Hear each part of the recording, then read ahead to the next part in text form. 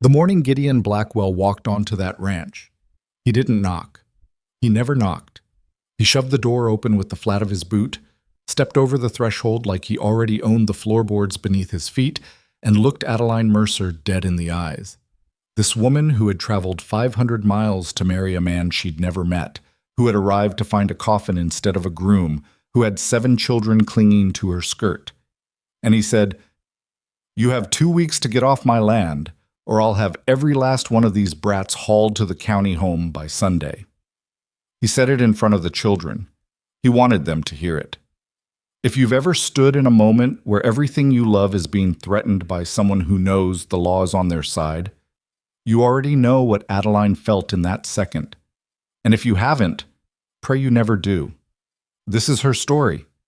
Before we go any further, if stories about ordinary people doing extraordinary things move you the way they move me, please subscribe to this channel and hit that notification bell so you never miss what's coming next.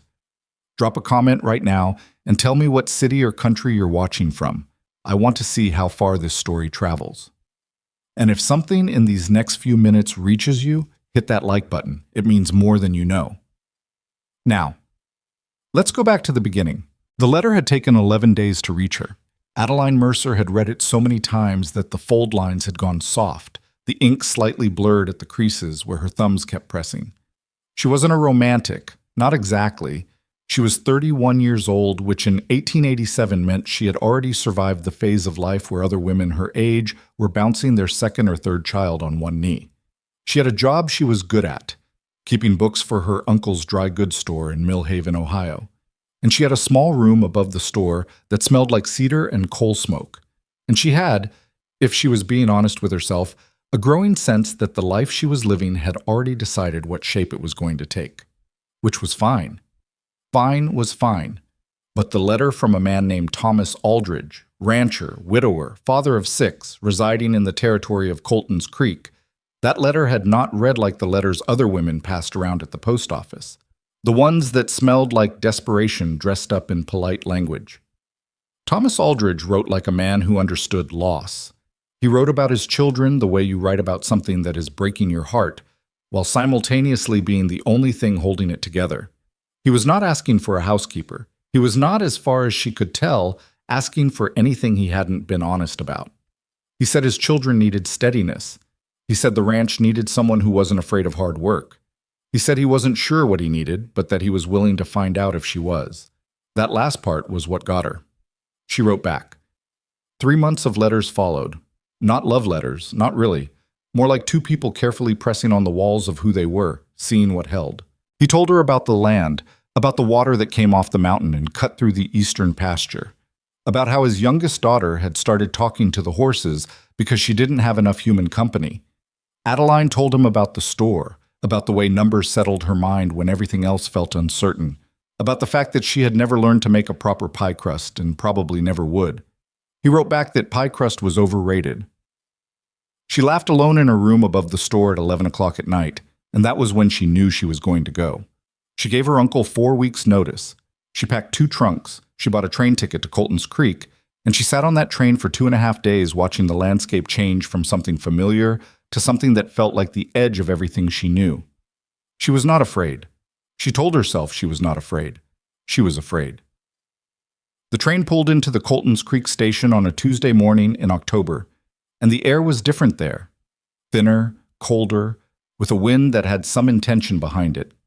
Adeline stepped down onto the platform with her 2 trunks and her coat buttoned all the way up and looked around for a man matching the description Thomas had given her. Broad-shouldered, dark hat, probably dusty. A way of standing that his oldest son had apparently inherited, feet slightly apart, like he was always bracing for something. She didn't see him. She waited 20 minutes. 30. The platform cleared around her. A man came eventually, but he was not Thomas Aldridge. He was older, with a badge on his chest that had gone slightly crooked, and he held his hat in both hands the way men do when they are carrying news they don't want to be carrying. "Miss Mercer?" he said. "Yes." He told her then, quietly, with the hat going around and around in his hands. "Rattlesnake bite," he said. 4 days ago. Out near the eastern fence line. Thomas had been alone when it happened, and by the time one of the older boys found him, there wasn't anything left to do but send for the doctor, and the doctor had come too late. Adeline stood very still on that platform and listened to all of it. "The children?" she said when he finished. "At the ranch. Neighbor woman been going out mornings, but she's got her own family." He paused. "Miss Mercer, there's a train back east Thursday. I could arrange at—" "Where's the ranch?" Adeline said. He blinked. "Pardon?" "The Aldridge Ranch." "How far from here?" He opened his mouth, closed it, and then told her. She hired a wagon. The drive took nearly 2 hours through country that was spectacular in the way that things are spectacular when they don't much care whether you find them so. High plains, scrub grass, rock formations that looked like they'd been dropped from somewhere higher up. The ranch came into view gradually. The house first, then the barn, then the fence lines that needed work, and the yard that needed clearing, and the whole particular disorder of a place that has been running on grief for 4 days. 6 children stood in the yard when the wagon pulled up. The oldest was a boy of maybe 15, standing in front of the others with his jaw set in a way that was trying very hard to look like he wasn't terrified. Behind him, 2 girls close in age, probably 12 and 10, both with their arms crossed. A boy of about 8 who was studying his own boots. A small girl with a wild tangle of hair who appeared to have something living in her coat pocket. It moved slightly when she breathed. And at the very end of the line, barely old enough to be standing on her own, a child of 3 or 4 with a smear of something across her cheek and enormous dark eyes that took Adeline in with the kind of directness that only very young children and very old people manage. Adeline climbed down from the wagon. Nobody moved. She looked at the oldest boy. "You're Eli?" He was surprised that she knew his name. His jaw went slightly less rigid. "Yes, ma'am. I'm Adeline Mercer. I was supposed to marry your father." She paused. "I'm very sorry about what happened to him. He wrote about all of you." Another pause. "If it's all right with you, I'd like to come inside." The 8-year-old looked up from his boots for the first time. "You came all the way from Ohio," he said. It wasn't a question exactly. "I did." "That's real far." "It is," she agreed. The smallest girl with the pocket creature stepped forward half a step. "Are you going to leave?" she asked. "Everyone keeps coming and then leaving." Adeline crouched down so she was level with the child. Up close, the thing in her pocket was clearly a small brown rabbit. "I don't know yet what I'm going to do," Adeline said, "but I'm not leaving today. Is that enough for right now?" The girl considered this with great seriousness. Then she nodded. Inside, the house was the kind of mess that happens when someone competent has suddenly stopped being there. Not dirty, exactly. The children had been trying, but there were dishes stacked wrong and a fire that had gone low, and nobody had figured out what to do about supper. Adeline found the kitchen by following the smell of something that had burned earlier and not been fully cleaned. She found flour and salt pork and the remnants of a root vegetable situation that required some commitment, and she made something that was not quite a stew and not quite a soup, but was hot and had enough substance to it that all 6 children ate without being asked twice. That first night, nobody talked much. The 3-year-old, her name was Clara, Adeline had figured out by then, fell asleep against Adeline's arm at the table, which meant someone had to carry her to bed, and Adeline did it because no one else moved, and that was the first time she walked down the hallway of the Aldridge house in the dark. She slept that night in what had been designated a guest room, on a bed with a quilt that smelled like cedar, and she lay there in the absolute dark of the frontier and thought, "What are you doing?" She didn't have an answer. She went to sleep anyway. In the morning, she found Eli already up, already at the barn. She pulled on her coat and went out after him. He was forking hay with the efficient, unhappy motion of someone who has been doing work that should be shared by a grown man and isn't. "How long has it been since someone checked the fence on the east pasture?" she asked. He stopped forking, looked at her. "How do you know about the east pasture?" "Your father mentioned it in his letters. Said it needed attention." Eli looked at her for a long moment. Something shifted behind his eyes. Not warmth, not yet, but something like recalibration. 3 weeks, maybe. Before he... He stopped. All right, she said. Show me what else needs looking at. He showed her. It took most of the morning walking the property in the cold. The roof of the barn had a section that was going soft. The second water trough had a crack along the base that had been patched with something inadequate. The east fence did need work. 2 sections of post had gone crooked, and the wire between them was stressed. There was a larger problem with the irrigation channel that fed the kitchen garden, which wouldn't matter until spring, but would matter a great deal then. Eli walked beside her and pointed things out with the slightly suspicious energy of someone testing whether she would flinch. She didn't flinch. She asked questions. She made mental notes. By the time they got back to the house, she had a rough sense of the order in which things needed to be addressed, and which ones could wait and which couldn't. You know about ranching? Eli said at the door. No, she said honestly, but I know about keeping accounts, and this place is just an account with more dirt in it. You do the ranching, I'll figure out the rest. He didn't smile, but something happened at the corner of his mouth that was almost a precursor to one someday. The second day, she met the children properly. Not all at once, that would have been too much, but 1 or 2 at a time in the natural way as they came in and out of the kitchen where she was working. The 12-year-old was Margaret, who had strong opinions and the habit of watching you when she thought you weren't looking. The 10-year-old was Dora, quieter, with a gift for appearing places she hadn't been a moment before. The 8-year-old with the boot fixation was Henry, who turned out to be shockingly observant and had apparently been keeping a mental inventory of everything wrong with the ranch for months. The girl with the rabbit was Nora, age 7, who had named the rabbit congressman and was unapologetic about it. And then there was Clara, 3 years old, recently turned, with her father's dark eyes and absolutely no internal monologue. Clara said whatever she thought the moment she thought it, which meant that on the second afternoon she appeared in the kitchen doorway while Adeline was wrestling with a bread dough that wasn't cooperating and said, "You're not pretty like Mama was." Adeline looked at her. "Mama had yellow hair," Clara continued informatively. "That's right," Adeline said. "I have brown hair." Clara considered this. "I like brown," she decided, and left. Margaret appeared at the door a moment later, mortified. She's 3, Adeline said. She's allowed. Margaret looked at her with that particular look of a 12-year-old who has been waiting for an adult to get upset about something and is mildly disoriented when they don't. "Okay," she said. The bread did not turn out well. It was too dense on the inside and too dark on the outside, and when she put it on the table, Nora said, "What is it?" And Henry said, "I think it's bread." And Nora said, "Are you sure?" But they ate it, all of it, and nobody complained out loud, which she was beginning to understand was its own kind of kindness in this family. A week passed, then 2. She had not sent for her trunks from the station. She had not written to her uncle. She had not done any of the things you do when you have decided something, because she had not yet decided. She kept telling herself she was still deciding. But every morning she got up and made the fire and put water on and went over the accounts that Thomas had left half done in a ledger book on the desk in the study. And every evening she checked that the children had enough blankets and that the fire was banked right. And somewhere in the middle of all of it, the decision made itself. It was Henry who noticed first.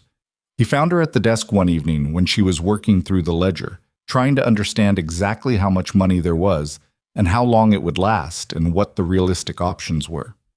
He stood in the doorway in his nightclothes, which were slightly too short at the ankle because he was in the middle of a growth sprint that the rest of him hadn't caught up with yet. "You're staying," he said. She looked up. "I think so." He nodded slowly, like she had just confirmed something he'd already worked out. "Good," he said, "'cause Nora's been feeding Congressman extra because she was worried she'd have to let him go if you left and we all had to go somewhere else." Adeline looked at him. "Henry, have you been thinking about this all this time?" "We all have," he said simply. And then he went back to bed. She sat at the desk for a long time after that. She sent for her trunks the next morning. The first indication that something more than grief and difficult weather was going to complicate their lives came on a Thursday, when a man rode up to the ranch in a black coat that was too fine for the mud he'd ridden through to get there. He tied his horse at the post with the particular manner of someone who considers their time more valuable than standard courtesy. and he knocked on the door in the way that contained no actual question. His name, he told her when she answered, was Doyle. He worked for a man named Gideon Blackwell, who owned, as he explained in the careful language of someone who has said this many times before, the water rights to the upper tributary that fed the eastern part of the Aldridge property. Adeline looked at him. That's not what Thomas Aldridge's deed says. Something shifted in Doyle's expression. He had not expected her to have read the deed. There may be some discrepancy, he allowed smoothly. Mr. Blackwell would be happy to discuss it. He's very open to a fair resolution. I'll look forward to hearing from him directly, Adeline said, through proper legal channels. She closed the door. She stood with her back against it for a moment, feeling something cold settle into her chest that had nothing to do with the temperature. She went and found the deed. She read it again. She read it very carefully. And then she sat down with Thomas's ledger and began to go back through the entries, looking for anything that might tell her what Thomas had known and what he hadn't. She found something on a page from 14 months ago, a notation in his handwriting, cramped and careful. Blackwell's man came again, told him same as last time. Water is ours. Find the 74 survey if anything happens. The 1874 survey. She wrote it down on a piece of paper and put the paper in her pocket and went to make supper, and she was very careful not to let any of it show on her face when the children came in. She was not going to frighten them. She was going to find the 1874 survey. Because Thomas Aldridge had written 6 children into her life through a series of letters, and she was going to make sure that when she left this world, those children still had a home to stand on. That was the decision she'd made without knowing she was making it, somewhere between the bad bread and the too short night clothes and a 3-year-old telling her she had brown hair. It wasn't the life she'd traveled 500 miles expecting to find. It was, she was beginning to understand, the life that had been waiting for her anyway. The 1874 survey did not turn up in the house. Adeline went through every drawer in Thomas's desk, every shelf in the study, every box stacked in the narrow storage room off the back hallway. She found tax records, seed invoices, a bundle of letters tied with kitchen string that she recognized as her own, and a small wooden box containing a woman's ring and a photograph of a young family. Thomas, and a woman with yellow hair, and 4 children who were younger versions of the ones now sleeping down the hall. She held the photograph for a moment, then put it back carefully where she'd found it, but no survey. She asked Eli the next morning, as casually as she could manage, whether he knew where his father kept important land documents. Eli thought about it and said there was a tin box that used to live under the floorboard in the bedroom. He'd seen his father take it out once, when a man from the county office had come by. Adeline pulled up the floorboard. The tin box was gone. She didn't ask Eli anything else about it. She didn't want him thinking about why she was asking. Instead, she sat with what she knew. Thomas had written that note 14 months ago. Blackwell's man had come more than once. Thomas had known, at some level, that the water rights were contested, and he had told himself to find the survey if anything happened. The tin box was gone, which meant either Thomas had moved it, or someone had come and taken it after he died during those 4 days between the rattlesnake bite and Adeline's arrival, when the house had been accessible and the family had been in no condition to watch everything closely. She did not say the word theft out loud. She turned it over in her mind like a stone, looking at the underside, and then she put it in her pocket next to the note she'd already written, and she went to find something productive to do with her hands while her mind kept working. The productive thing turned out to be the east fence. She'd been putting it off because fence repair was not something she knew how to do, but Henry knew. Apparently Thomas had taught him the summer before, making a project of it on account of Henry being the kind of child who needed his hands occupied, or he started taking things apart to see how they worked. Henry was 8, which Adeline privately felt was young for fence repair, but Henry was also 8 in the way that certain children are 8, which meant he was functionally closer to 35 in terms of practical information and completely 8 in terms of emotional regulation. They worked the fence together for most of a cold afternoon. Henry explained how the wire worked and where the tension needed to be and which posts were just cosmetically crooked versus structurally compromised, and Adeline listened and held things and asked questions and made exactly 2 errors that Henry corrected without visible judgment. "You're a good teacher," she told him at one point. He looked surprised, like it hadn't occurred to him to think of it that way. "Pa always said you teach a thing by doing it," he said, He wasn't much for explaining. Was he patient? Henry considered this with his full and genuine attention. Not always, he said. When he was tired, He paused, searching for the right word, with the care of a child who has been taught that words matter. Short, he settled on. He'd get short, but then he'd apologize after. He was good at apologizing. Adeline nodded and didn't push it. They worked in silence for a few minutes, the kind of silence that is actually comfortable, which with Henry seemed to come fairly naturally. Miss Mercer, he said eventually. Adeline, she said. She'd been saying it for 2 weeks, but they all still mostly used the formal version, except Clara, who called her Addie, and had apparently decided that was final. Adeline, he tested it. The man that came last week, in the black coat. She kept her hands moving on the wire. What about him? He came before, 2 times, when Pa was alive. Pa didn't like him. Did he say why? Henry looked at her sideways. Pa didn't explain things much. Remember, I just said that. Fair point. But he looked at that man the way he looked at things that were trying to take something from us, Henry said. Pa had a specific face for that. Adeline stopped what she was doing and looked at the boy. He was winding a piece of wire around a post with focused efficiency, not looking at her. Henry, she said, you don't miss much, do you? Dora misses less, he said, which was probably true, and they left it at that.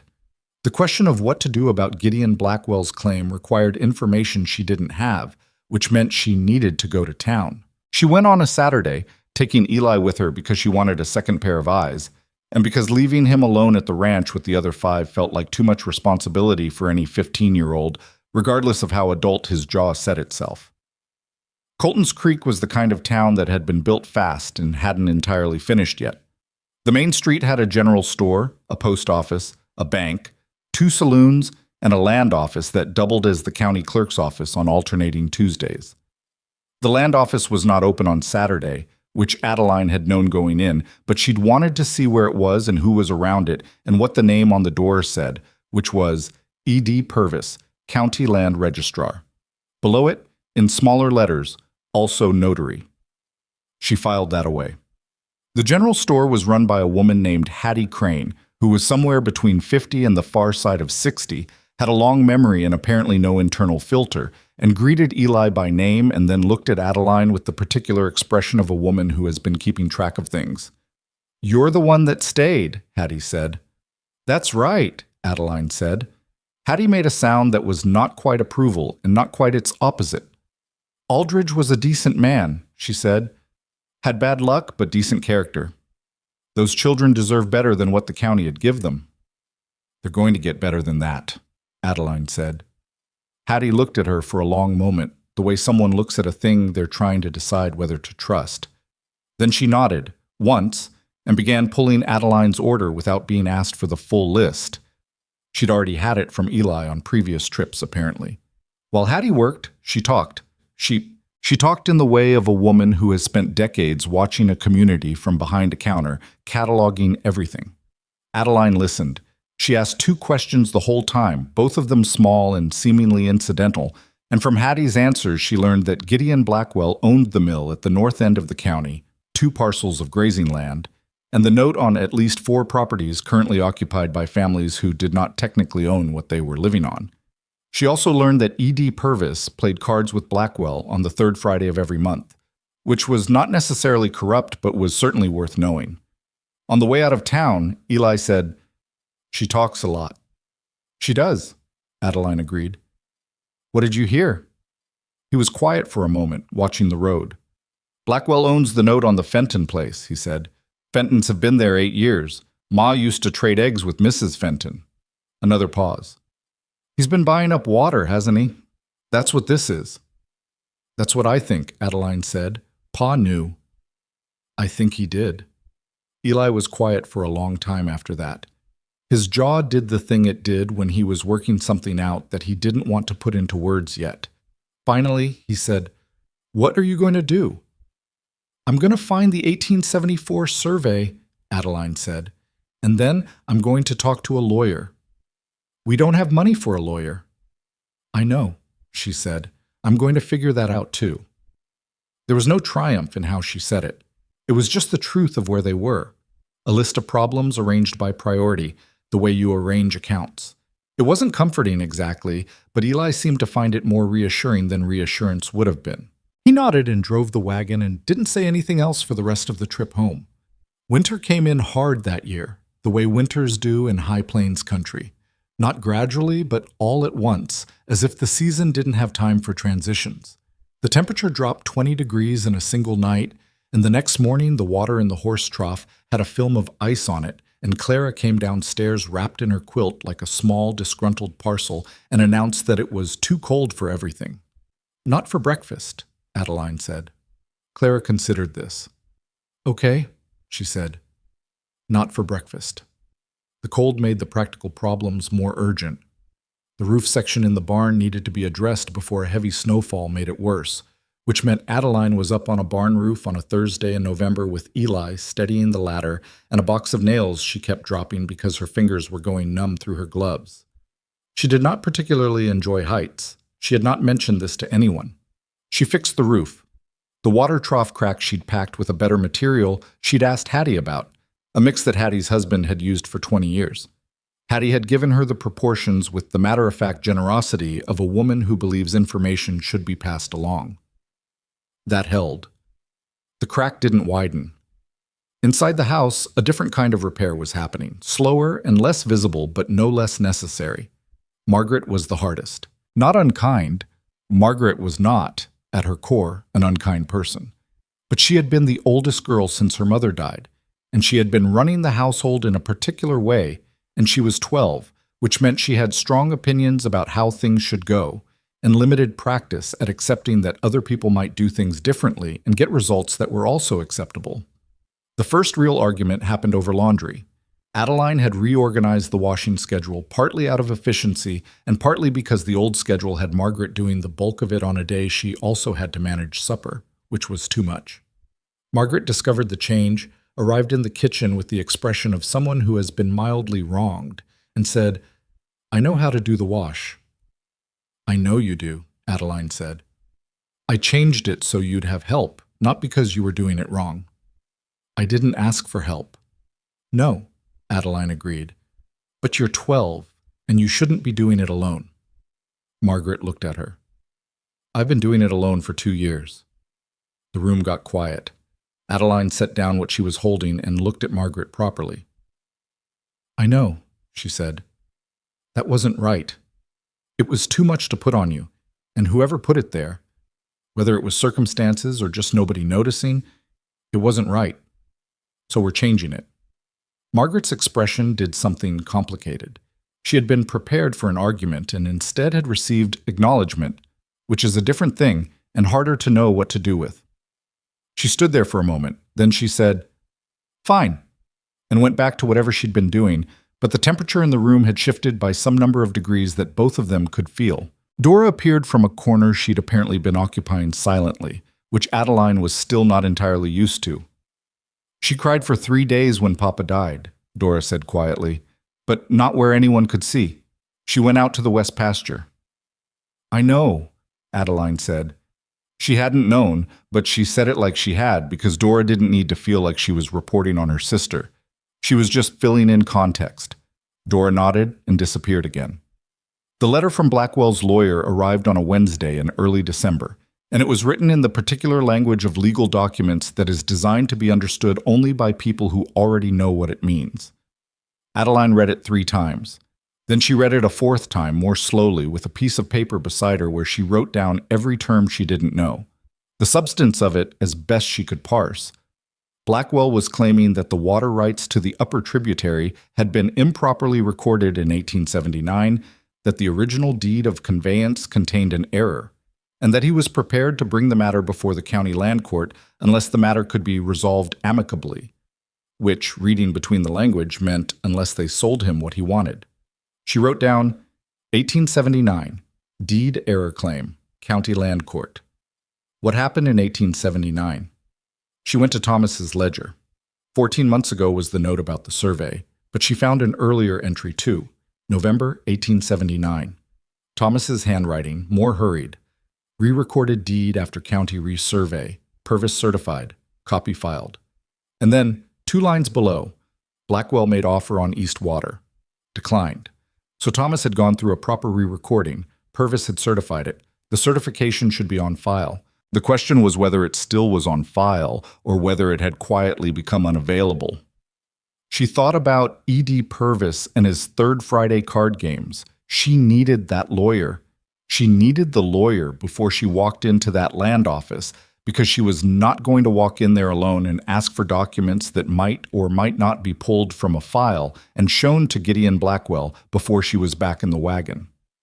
The lawyer question was solved, eventually and imperfectly, by a woman named Ruth Aldean, who lived 6 miles north of the ranch and who came by one afternoon with a crock of preserved beans and information that she'd apparently been waiting for the right moment to deliver. Ruth was in her mid-40s, with an angular face and the economical movements of a woman who had never had energy to spare for anything unnecessary.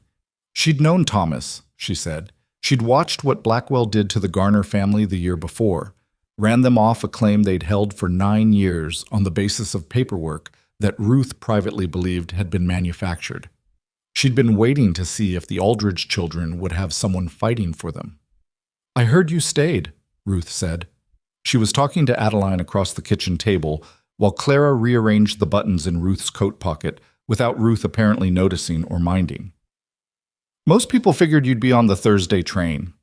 "People were wrong," Adeline said. Ruth almost smiled. "There's a man in Hartley," she said. "Name of Solomon Cross. He's a lawyer.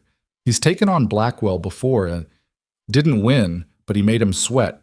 He works for a percentage on land cases if he thinks the case is solid." "Is he good?" "He's honest," Ruth said. "That's rarer out here." Adeline wrote the name down. "I need to find the 1874 survey first," she said. "And I think Thomas had a copy of the 1879 deed re-recording that's gone missing." Ruth was quiet for a moment. "My husband was at the county office in '74, she said. "Surveying crew came through that fall. He might have records." "Is your husband—" "He passed 4 years ago," Ruth said, simply, without the weight of someone who needed condolences at this point. "But his papers are in the loft. I haven't been through all of them." It was the first real piece of luck since Adeline had arrived, and she recognized it as such without overstating it. It was a possibility, not a certainty. Ruth's husband's papers might have nothing relevant, but it was a thread, and Adeline pulled it.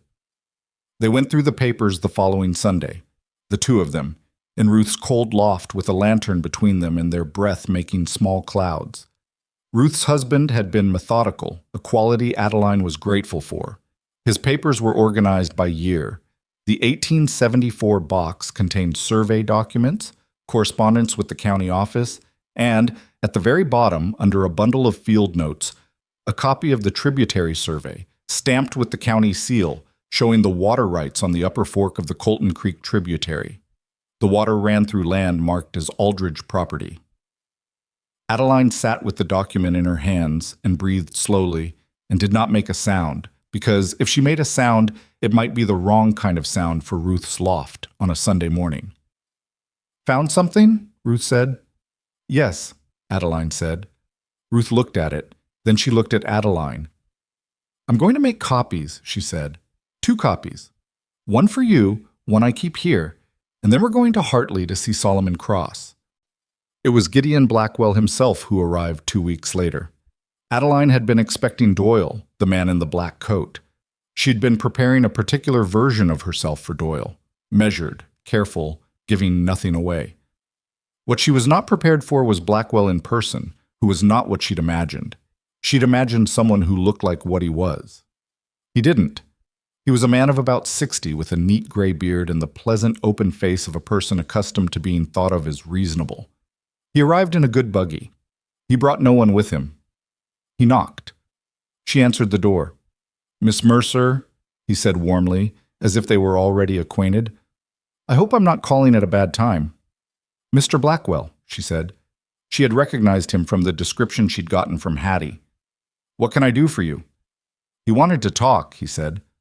"Neighbor to neighbor." He He was sorry about what had happened to Thomas. He had known him, not well, but enough to say that he'd been a man of principle. He understood she was in a difficult situation. He wanted her to know that he held no ill will. He had his lawyers, and she had her position, and he thought perhaps between the two of them, as sensible people, something could be worked out that was better for everyone than a court proceeding, which was expensive and slow and hard on children who had already been through so much. He said, the children with a particular softness that made the hair on Adeline's arms stand up, because it was the softness of a man who has learned exactly how to deploy sympathy as leverage. I appreciate you coming in person, Adeline said. Her voice came out steadier than she expected. My lawyer has advised me not to discuss the substance of the water rights matter outside of proper channels. Something moved behind Blackwell's pleasant face. Very brief, very controlled. You have a lawyer, he said. I do, she said. Solomon Cross, out of Hartley. The name landed. She watched it land.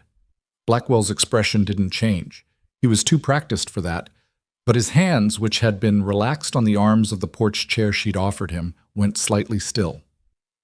Well, he said after a moment, that's certainly your right. He stood, put his hat back on with an unhurried motion. I hope Mr. Cross has given you a realistic picture of where things stand. He's given me a thorough one, Adeline said. Blackwell looked at her for a moment, really looked at her, the way he hadn't been doing before, with the pleasant neighbor performance slightly down. What she saw in that look was not anger, it was recalibration, the same thing she'd seen in Eli's face that first morning, but from the opposite direction. He was deciding what kind of problem she was.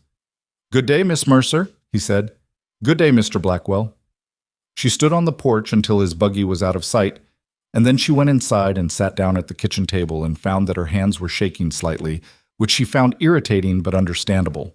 Margaret came in from the back room, took one look at her, and without saying a word, put the kettle on. He was here, Margaret said. Not a question. He was here, Adeline confirmed. Margaret stood with her back to Adeline, watching the kettle. What did he want? To see if I could be talked out of fighting him. Can you? No, Adeline said. Margaret was quiet for a moment.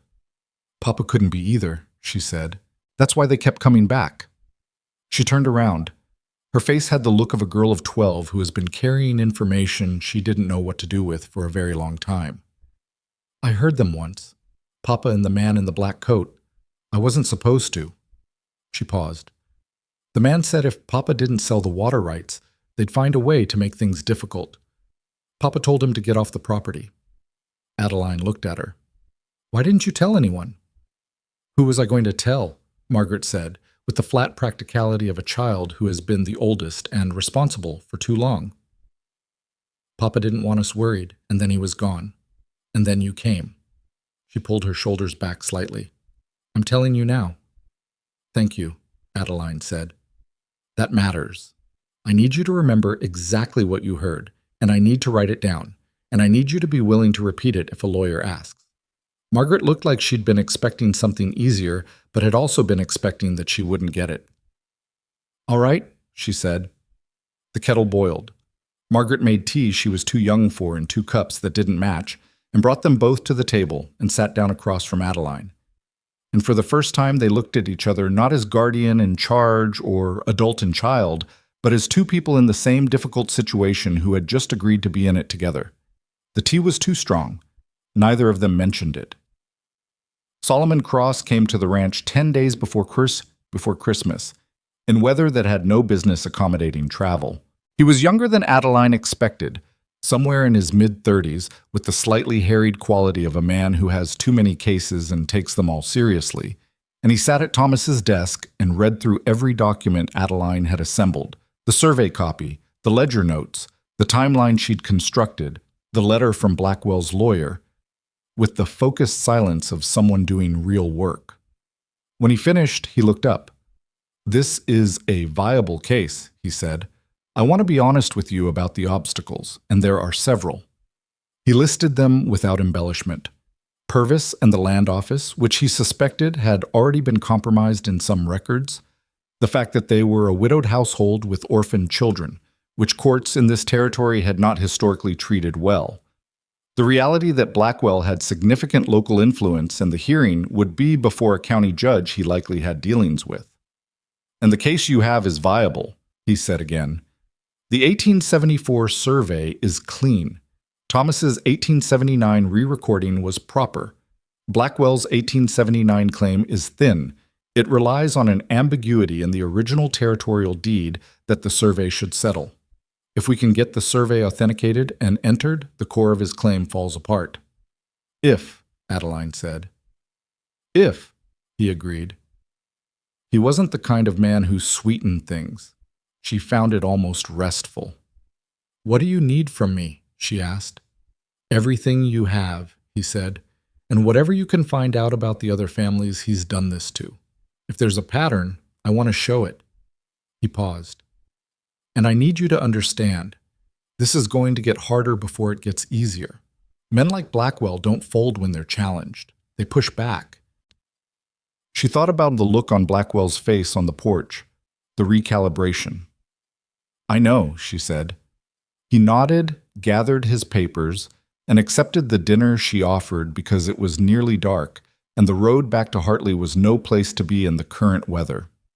He ate at the full table, all 6 children, which was, she realized, the first time she'd had a guest for a meal, and answered questions from Henry with the patience of a man who found other people's intelligence less threatening than average, and told Nora that Congressman was an excellent name for a rabbit, and left with a promise to write within the week. After he was gone, Nora said, "I like him," with the authority of a 7-year-old who considers herself an accurate judge of character. "Good," Adeline said. Eli, who had been mostly quiet through dinner in the way he was quiet when he was doing a lot of thinking, said from across the room, "Are we going to be all right?" Adeline looked at him, 15 years old, his father's hands, his own particular brand of careful, private courage. She wanted to say yes without qualification.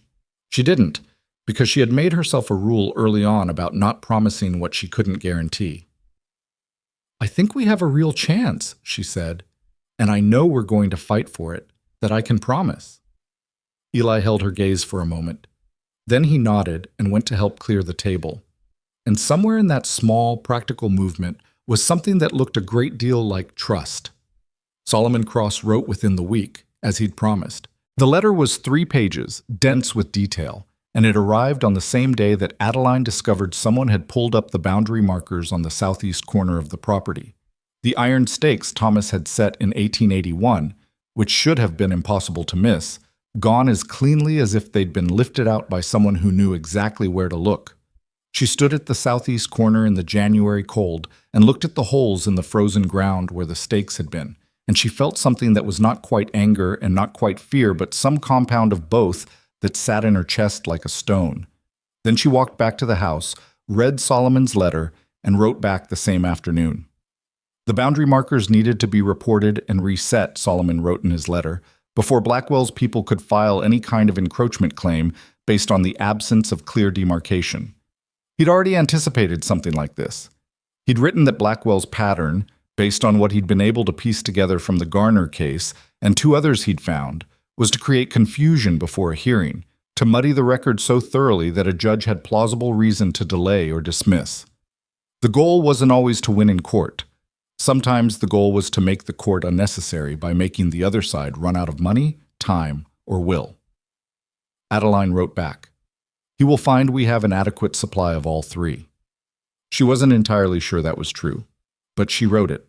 Getting the markers reset required a surveyor, which required money and time, and the county surveyor was a man named Aldis, who had an 8-week backlog and who, when Adeline went to see him in town, had the slightly evasive quality of a person who has been told something about someone without being told exactly what he'd been told. He could fit them in, he said, in late February, maybe early March. "That's too late," Adeline said. "The hearing is in March." "I'm sorry, ma'am. I've got prior commitments." "Who hired you in January?" Adeline said. Aldous went quiet. "I'm not accusing you of anything," she said, which was only partially true. "I'm asking if there's a conflict of interest I should know about before I file a request with the county for a neutral survey." The phrase "file a request with the county" did something to Aldis's expression. He shuffled papers. He consulted a book. He found, with some effort, that he might be able to fit them in the last week of January after all. She thanked him with perfect courtesy and went to tell Ruth, who was waiting in the wagon outside, and who received the news with a short, satisfied nod that conveyed more than most people's speeches. Back at the ranch that evening, Eli was at the table with a piece of paper in front of him and the expression of someone who had been working up to something. Adeline had learned by then to recognize that expression and give it room. "I want to go see the Fenton place," he said, when she sat down. "You said Blackwell holds the note on it. The Fentons might know things, might have papers." "I was going to write to them," Adeline said. "I know," he said, "but they'd talk more to me. They knew Pa." He paused. "And Cass Fenton is my age. He'd tell me things he wouldn't put in a letter." Adeline looked at him. 15, with his father's hands and a strategy he'd thought through before presenting. "When?" she said. "Saturday. I can be there and back before dark." "Take Henry." Eli opened his mouth. "He's better at listening than either of us," Adeline said. "And if Cass Fenton is your age, he probably has younger siblings. Henry has a gift." Eli closed his mouth, considered. "Fine," he said. The Saturday trip produced more than Adeline had hoped, and in a form she hadn't anticipated. Eli and Henry came back in the late afternoon with cold ears and the look of people who have been holding information all the way home and can barely wait to put it down. They sat at the table, all 7 of them, because when the older 2 came in with that look, the younger ones assembled without being told, which was one of the things about this family that Adeline had come to find remarkable. And Eli laid it out. The Fentons had a letter. Not a legal document, but a letter, written by a man named Corbin Vale, who had worked for Blackwell's operation for 3 years before walking away. The letter was addressed to Clement Fenton, written 2 years ago, and it described in plain and furious language what Vale had witnessed: boundary markers being pulled on 2 separate properties, a county record being altered. He didn't know by whom, but he knew it had happened because he'd seen the before and after.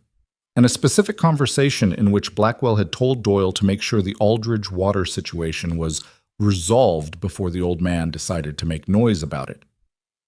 "Before the old man decided to make noise," Adeline repeated. "That's what Cass said it said," Eli confirmed. "Mrs. Fenton has the original. She wouldn't give it to us, but she said she'd talk to a lawyer." "Did you tell her about Solomon Cross?" "I told her about him. She said she'd think about it." He paused. "Cass said his mother's scared. They all are. Blackwell can call the note on their land any time he wants." The silence around the table had a particular quality to it. Even Clara was still, in the way Clara was still when she understood that the grown people were talking about something serious, even if she didn't know exactly what. "She has every right to be scared," Adeline said. "That's not a criticism. Blackwell built this whole thing on fear. That's the structure of it." "So what do we do?" Dora said. Everyone looked at her. Dora rarely spoke in group situations. She was more a collector of other people's words than a contributor of her own. But she was looking at Adeline with her clear, direct eyes, and she had asked it the way she always did things. Quietly, precisely, cutting straight to the point of it. "We make her less scared," Adeline said. "Or we find a way to make her standing up less costly than staying silent, one or the other." It was Margaret who had the idea, 3 days later, in the way Margaret had ideas, silently, and then presenting them in full form as if they'd always existed. "What if she's not the only one?" she said, appearing in the doorway of the study where Adeline was working. "Mrs. Fenton, what if there are other families he's done this to, and they all came forward at once? That's harder to scare." Adeline set down her pen. "That's not a small thing to organize." "I know," Margaret said, "but you and Ruth know everyone around here, and if Hattie Crane put the word out—" She stopped. "Hattie talks to everyone." "She does," Adeline said. "So maybe talking to everyone isn't always a problem," Margaret said, with the barely suppressed satisfaction of a 12-year-old who has just made a logical point that a grown adult didn't think of first. Adeline looked at her for a moment. "When did you get this smart?" "I've always been this smart," Margaret said. "People just don't always ask." It was not an unfair point. The fire came in February. Not the house. If it had been the house, the story might have ended differently. It was the barn, at 2 in the morning, when the temperature was well below freezing and the wind was coming out of the northwest with the kind of intent that makes you understand why people in this country talk about weather the way they talk about enemies. Eli smelled it first. He was never entirely sure why he woke. Some sound, maybe, or some part of him that had been keeping a lighter watch on things ever since the boundary markers. But he was up and at the window, and the glow was visible from there. Not flames yet, but the orange warmth of something building. He was out the door and shouting before he'd finished pulling on his boots. They saved the horses. That was the first and most urgent thing. 4 horses, which were not replaceable on their current finances, and which panicked in exactly the way you expect horses to panic in a burning structure. Eli and Adeline got them out while Henry ran for water, and Margaret held the younger 3 back from the barn door because instinct in children, as in horses, is not always compatible with safety. The barn didn't burn to the ground. The east wall and part of the roof went before the wind shifted, and they got enough water on it, with Ruth appearing out of the dark at some point. She'd seen the glow from her place and come without waiting to be asked. And between the 4 of them working and the wind changing direction, they held it. But the damage was real. 2 stalls gone, a section of roof that was now open to the sky, feed stores that would need replacing. Adeline stood in the snow at 4 in the morning looking at what was left and felt something crack open in her that she had been keeping carefully sealed. Not despair. She didn't have room for despair. There were 6 children asleep in the house and a court date in March. But something close to it moved through her for a long moment, cold and heavy, before she put it back where she kept such things and went to check that all the children were inside and warm. Henry was not inside. He was standing at the edge of the barnyard with a lantern, looking at the ground. "Henry," she said, "get inside." "Someone was here," he said. She walked over to him. He held the lantern lower. In the snow, clear and unambiguous in the way that only fresh snow on a windless night makes possible, there were boot tracks, coming from the north pasture, going back the same way. Not the boots of any of them. She could see the tread pattern was different, and there was only one set, which meant whoever it was had come alone or the others had stayed on ground that didn't hold prints. She stood there looking at those tracks in the lantern light and felt the cold settle into something harder than despair. "Go inside," she told Henry. "Don't tell the little ones what you found." "What about Eli?" "I'll tell Eli." Henry looked at her for a moment with his full 8-year-old precision. "You're not going to let him get away with this," he said. It wasn't exactly a question. "No," she said. "I'm not." Henry went inside. She and Ruth stood in the barnyard for another 10 minutes, and Ruth said what neither of them had said out loud yet. "He's trying to make the hearing irrelevant. Wear you down before you get there." "I know," Adeline said. "Are you worn down?" Adeline thought about it honestly. Her hands were raw from the water buckets. There was soot in her hair. She had a court date in 6 weeks and a barn that needed rebuilding, and a family of 6 children who had looked at that fire with the particular terror of children who have already lost one solid thing and know how fast solid things can go. She was tired in the way that goes below the body, into whatever is underneath the body. "Not enough," she said. Ruth looked at her, then she said, "Come, good," and went to put more water on the fire's edge to be sure. Solomon Cross came out personally when she wrote him about the fire.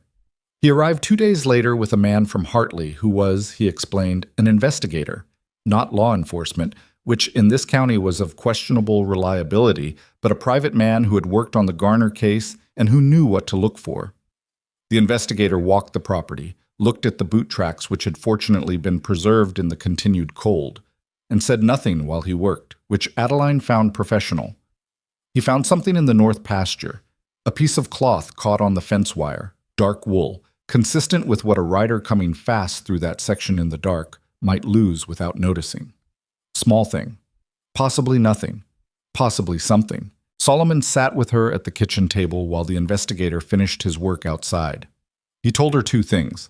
The first was that Mrs. Fenton had agreed to come forward. He'd gone to see her himself, with the offer of a protection arrangement he'd worked out, which meant that if Blackwell called the note on the Fenton property in retaliation for testimony, there was a buyer lined up who would buy the note from Blackwell and give the Fentons terms they could actually meet. He didn't tell her who the buyer was, but his expression when he mentioned it was the expression of a man who has called in a favor he'd been saving. The second thing was about Corbin Vale, the man who had written the letter to Clement Fenton. Solomon had found him. He was in a town called Morrow, 2 counties east, working for a mining operation. He'd left Blackwell's employ under circumstances he'd never fully explained to anyone, and Solomon had written to him, and he had written back. "He'll testify," Solomon said. Adeline looked at him. "Why?" "Because he has a daughter," Solomon said. "And apparently watching what Blackwell's operation does to families with children has been sitting on him for 2 years, and he's been waiting for someone to ask." She pressed her hands flat on the table, a small, grounding gesture. "How solid is he?" "Solid enough. He's not a perfect witness. He has his own history that Blackwell's lawyer will try to use. But what he saw. And he'll say it clearly." He paused. "There's one more thing." She waited. "Thomas had a brother," Solomon said. The room shifted slightly. "I didn't know that," she said. "Neither did most people, apparently. His name is Warren Aldridge. He and Thomas had a disagreement. I don't know the details, but it was significant enough that Warren left the territory about 7 years ago. He's been in Nevada." He paused. "I wrote to him." "And?" "He wrote back," Solomon said. "He knows about the children. He's known since Thomas died. Someone wrote to him. He didn't come." Solomon let that sit for a moment. "He didn't come, but he answered my letter, and he said he wants to know what's happening." Adeline was quiet. She was thinking about what it meant. A man who had known for months that his brother was dead, and his nieces and nephews were effectively alone and had not come, but had also not entirely disappeared. She was thinking about what that kind of complicated absence meant, and whether it was recoverable, and whether she wanted it to be. "What does he want?" she said. "I don't know yet," Solomon said honestly. "But I think we should find out before the hearing, rather than after." The last week of February brought Aldous, the surveyor, as promised. He arrived with his equipment and his assistant and spent 2 days walking the property with a thoroughness that Adeline watched from a careful distance, not wanting to seem like she was hovering, but not willing to be entirely absent either. Eli went with them most of the first day, knowing the land better than anyone who hadn't grown up on it. On the afternoon of the second day, Aldous came to find her. He had his notebook open, and his expression had changed from its earlier careful blankness to something that was either professional discomfort or a version of conscience clearing its throat. "Miss Mercer," he said, "I want to show you something." He showed her the southeast corner, the redriven stakes placed where the original survey and the 1874 document indicated they should be. And then he showed her where the markers had been found, discarded, not far off. Someone had not disposed of them, just moved them and left them in a drainage ditch 20 yards inside what would have been Blackwell's claimed line. "They weren't destroyed," he said, "just relocated." "So someone expected to need them again," she said. "After." Aldous was quiet for a moment. Then he said, "My prior commitment in January, the one that pushed your work back." He stopped. She waited. "It was a request from Doyle," he said, "Blackwell's man, to survey the northeast quadrant of the Aldridge property, from the outside. I want you to know I didn't understand at the time what I was being asked to be part of." He was looking at his notebook rather than at her. "I should have." "Are you willing to put that in writing?" Adeline said. He looked up. Whatever he'd expected her to say, it wasn't that. "What kind of writing?" "A statement to Solomon Cross describing what you were asked to do and by whom and when. You don't have to characterize it, just what happened." He thought about it for longer than was comfortable. Then he said, "Yes, I'll do that."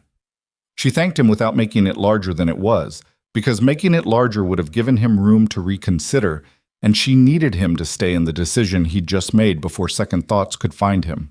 The week before the hearing, the armed men came.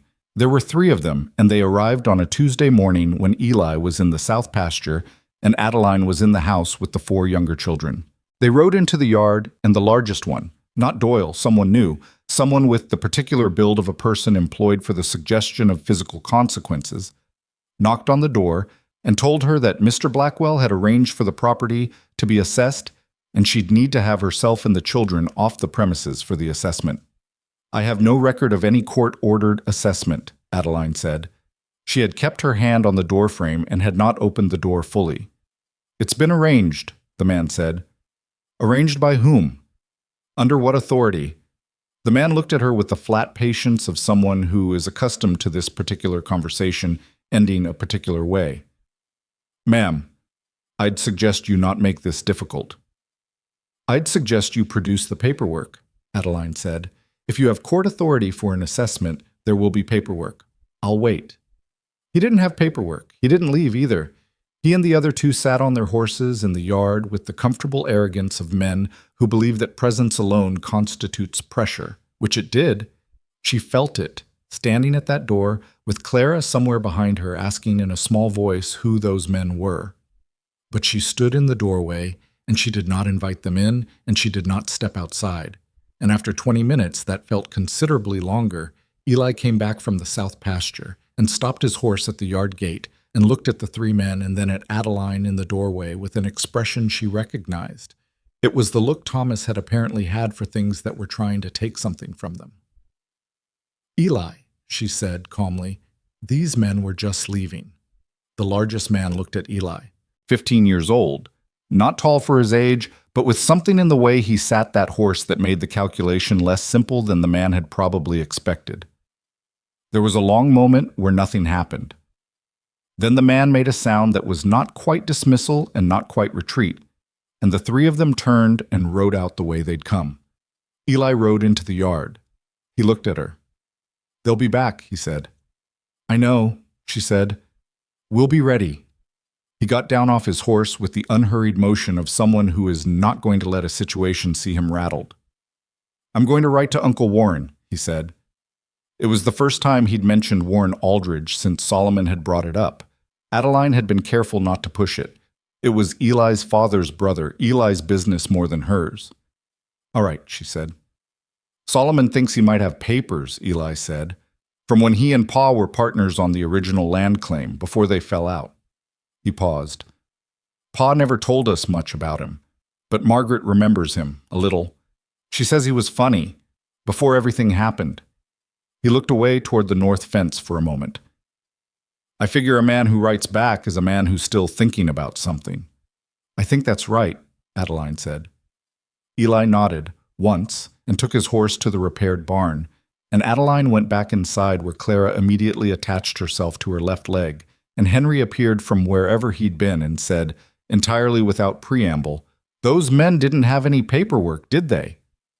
"No," Adeline said. Henry nodded with the grave satisfaction of someone whose read of a situation has been confirmed. "I didn't think so," he said. The letter from Warren Aldridge arrived 5 days before the hearing. Eli brought it from town with the careful way he handled things that mattered, not making a show of it, but not pretending it was ordinary either. He put it on the table in front of Adeline, and she looked at the handwriting on the envelope and then at him. "It's addressed to both of us," he said. She looked again. He was right. Miss A. Mercer and Eli Aldridge, Aldridge Ranch, Colton's Creek. Both names in handwriting that was not Thomas's but had some quality of the same hand, as if they'd learned from the same person. They read it together at the table, Adeline and Eli, with the lamp between them because it was already dark when the letter arrived. Warren Aldridge wrote the way his brother apparently hadn't, with explanations, with context, with the somewhat painful honesty of a man who has been sitting with a bad decision for 7 years and has run out of ways to make it comfortable. He and Thomas had argued over the original land claim, a decision Warren had made that Thomas believed had cost them both a fair portion of the property's eastern boundary. Warren had thought Thomas was wrong. He might have been wrong himself. By the time either of them was ready to consider that, they had let it go too long in the wrong direction, and neither of them had known how to turn it back. He knew about the children. He'd known since October. He had told himself they had Adeline now, that his coming would complicate things, that he didn't know what he'd be walking into. He had told himself many things, and he wrote them down honestly, and then he wrote, "All of that was true and none of it was the real reason. The real reason is I didn't know how to face what I'd missed, 7 years of their lives. The names of the little ones I don't even know. He wrote the little ones' names at the bottom of his own letter in a list. Clara, Nora, Henry, Dora, Margaret, Eli. As if he'd been practicing them. He was coming. He would arrive, if the roads were passable, by Friday. The hearing was Monday. Eli read the letter twice without saying anything. Then he set it down and looked at the lamp for a moment. His face had the complicated expression of a 15-year-old trying to decide how he felt about something he hadn't expected to feel anything about. "He knew our names," he said finally. "He did," Adeline said. "All of them. Even Clara. She wasn't even 2 when he left." He paused. "Someone must have written to him over the years. Mama, maybe, before she died. Or Pa." He turned the letter over in his hands. "Pa kept things from us to protect us. He kept too many things. Parents do that," Adeline said. "They're not always right about what needs protecting." Eli looked at her. "Did yours?" She hadn't talked about her own family much. There hadn't been room, and she was not by nature a person who put her own history at the center of things. But Eli had asked directly, and he had earned a direct answer. "My mother did," she said. "My father left when I was 8, and she spent the next 10 years not talking about it, and I spent those same 10 years making up stories about why. The stories were worse than the truth would have been." She paused. "The truth is just a thing that happened. Stories you make up in the dark get bigger every year."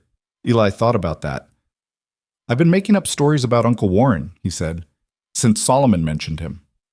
"I know," she said. "They might have been wrong." "They might have been," she agreed. "You'll know by Friday." He folded the letter carefully along its existing creases, which were already many. Warren had apparently folded and unfolded it several times before sending, or had reread it himself in the drafting. He put it in his shirt pocket with a decisiveness that was its own kind of statement. "I'm going to get some sleep," he said. "We have a lot to do before Monday." "We do," she said. He pushed back his chair, and at the doorway he stopped and turned and said, not with sentiment, not in the way of a speech, but in the flat, direct tone of a person stating a fact, "You should know that when Henry said we'd be all right, after you met with Solomon that first time, he meant because of you. Not just that things would work out, that we'd be all right because of you specifically." She didn't say anything. "I thought you should know that," Eli said, and went to bed. She sat at the table for a while after that, with the lamp burning and the letter's ghost still on the wood in front of her, and she thought about a woman who had bought a train ticket to a life that had turned out not to exist, and what she had found instead, and whether the word for what this was had been invented yet. Outside, the wind had gone quiet. It was the particular quiet of a frontier night before something changes, when the cold holds its breath and the dark just sits there, waiting to see what the morning will bring. Monday was 4 days away. Warren Aldridge arrived on Friday afternoon, as he'd said he would. Adeline was in the yard splitting kindling when she heard the horse, and she looked up and saw a man riding in from the road who had enough of Thomas's build that for one disorienting second her mind did something involuntary with it.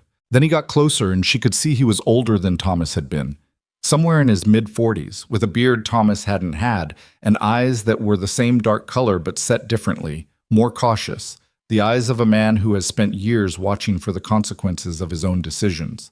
He pulled up at the fence and looked at her and said, "Miss Mercer?" "Mr. Aldridge," she said. He got down from his horse with the slightly stiff motion of a man who had been riding for several days and whose body was registering its objections. He tied the horse and stood there for a moment, looking at the house, at the repaired barn with its new roof section still pale against the older wood, at the yard, at her. "How are they?" he said. His voice was quieter than she'd expected. "They're at school," she said. "They'll be back in an hour." She paused. "They know you're coming. Eli told them." "How did they take it?" She considered the honest answer. "Mixed," she said. "Claire asked if you were bringing anything. Nora said she'd need to think about it. Henry looked you up in every document Thomas left and came to me with a list of questions he wanted answered before he committed to an opinion. Margaret cried, privately, when she thought no one was looking. Dora hasn't said anything yet, which with Dora usually means she's already decided something and is waiting to see if she's right. Warren looked at her for a long moment. Something in his face shifted. Not breaking exactly, but releasing, the way a thing does when it's been held under pressure for long enough. And Eli? Eli wrote you the letter, Adeline said. That's your answer. He nodded slowly. Then he looked at the kindling she'd been splitting and said, Can I help with that? You can, she said, and handed him the axe. They worked side by side for 20 minutes without talking much, which turned out to be the right way to begin. Warren split wood with the efficient, slightly aggressive energy of a man working something out through his hands, and Adeline stacked, and by the time the children's voices came up the road, the pile was considerably larger than it had been. Nora saw him first. She stopped at the gate with Congressman tucked under her arm and studied him with the unblinking assessment of a 7-year-old who has decided her opinion matters and is correct to think so. You're Uncle Warren, she said. I am, he said. You look like Papa, she said. Around the eyes. People used to say that, he said carefully. Nora appeared to reach some internal conclusion. Okay, she said, and went inside, which was not a warm welcome, but was not a rejection either, and Warren seemed to understand the difference. Clara was not interested in a gradual approach. She came through the gate at a run, which was her standard velocity, stopped 2 feet from Warren and looked up at him with her enormous dark eyes and said, Did you bring anything? Clara, Margaret said, mortified for the second time in living memory. It's all right, Warren said. He crouched down to Clara's level, which Adeline noted he did without hesitation, the natural move of a man who had been around children or missed them enough to remember how. I didn't bring much, he said. I brought something small. He reached into his coat pocket and produced a carved wooden horse, small enough to fit in a child's palm, smooth with handling. This was your papa's when he was about your size, he said. Your grandfather made it. Clara took it with the gravity of someone receiving something important. She turned it over in her hands. Then she said, I'm going to give it a name. What name? She thought about it with total seriousness. Aldridge, she said. Warren made a sound that was almost a laugh and almost something else. That's a good name, he said. Henry had been standing back, slightly apart, with the expression of a boy who has prepared questions and is now recalibrating because the situation is different from what he'd modeled. He waited until Warren stood back up, and then he said without preamble, You and Papa argued about the east boundary. Warren looked at him. We did. Who was right? Henry, Adeline started. No, Warren said. It's a fair question.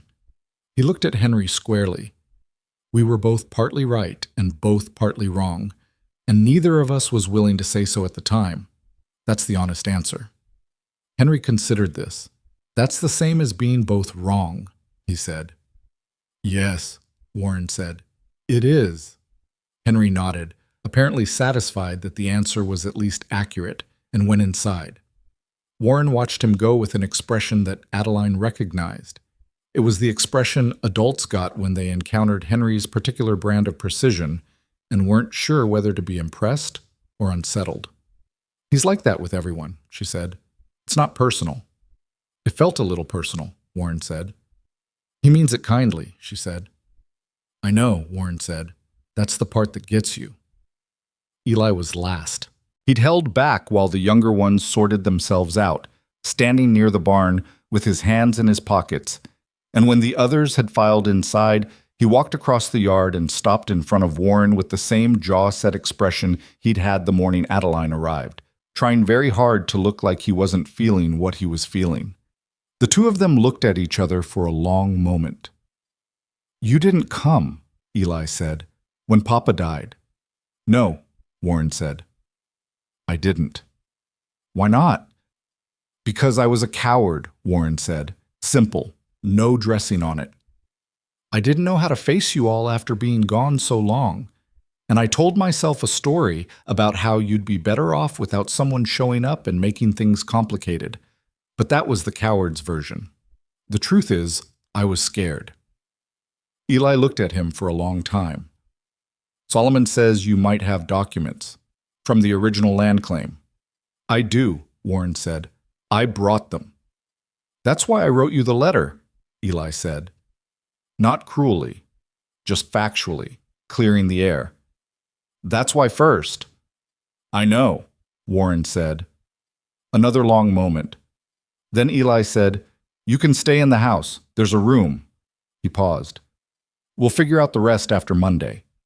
He went inside without waiting for an answer, and Warren stood in the yard for a moment, looking at the door that had just closed, and then at Adeline, and she said, That's actually good. He could have said a lot of other things. I know, Warren said. He looked like a man who had been braced for worse and was now trying to recalibrate to better, which was its own kind of difficult. Thank you for writing Solomon, he stopped, for everything you've done here. I don't know how to say that adequately. Don't say it yet, Adeline said. We haven't won anything. Say it Monday night. Saturday was documents. Warren had ridden from Nevada with a saddlebag that turned out to contain, among other things, the original partnership papers from 1873, when he and Thomas had jointly filed the land claim, copies of the original territorial survey that predated the 1874 county resurvey and supported its findings, and the thing that made Solomon Cross go very still when he arrived Saturday morning and spread everything across the kitchen table, a handwritten agreement from 1875 in which Gideon Blackwell's predecessor, a man named Lyle Croft, had explicitly acknowledged that the upper tributary water rights belonged to the Aldridge claim and had signed his name to it. Blackwell had bought Croft's holdings in 1881, which meant he had bought them knowing this document existed, which meant his claim was not a legal ambiguity. It was a deliberate misrepresentation. Solomon read the document 3 times. Then he set it down and looked at Warren. Where's this been? He said. In a box in Nevada, Warren said. I didn't know it mattered until your letter. It matters, Solomon said. How much? Adeline asked. Solomon was quiet for a moment, with the careful expression of a lawyer who does not want to promise what a courtroom is never required to deliver.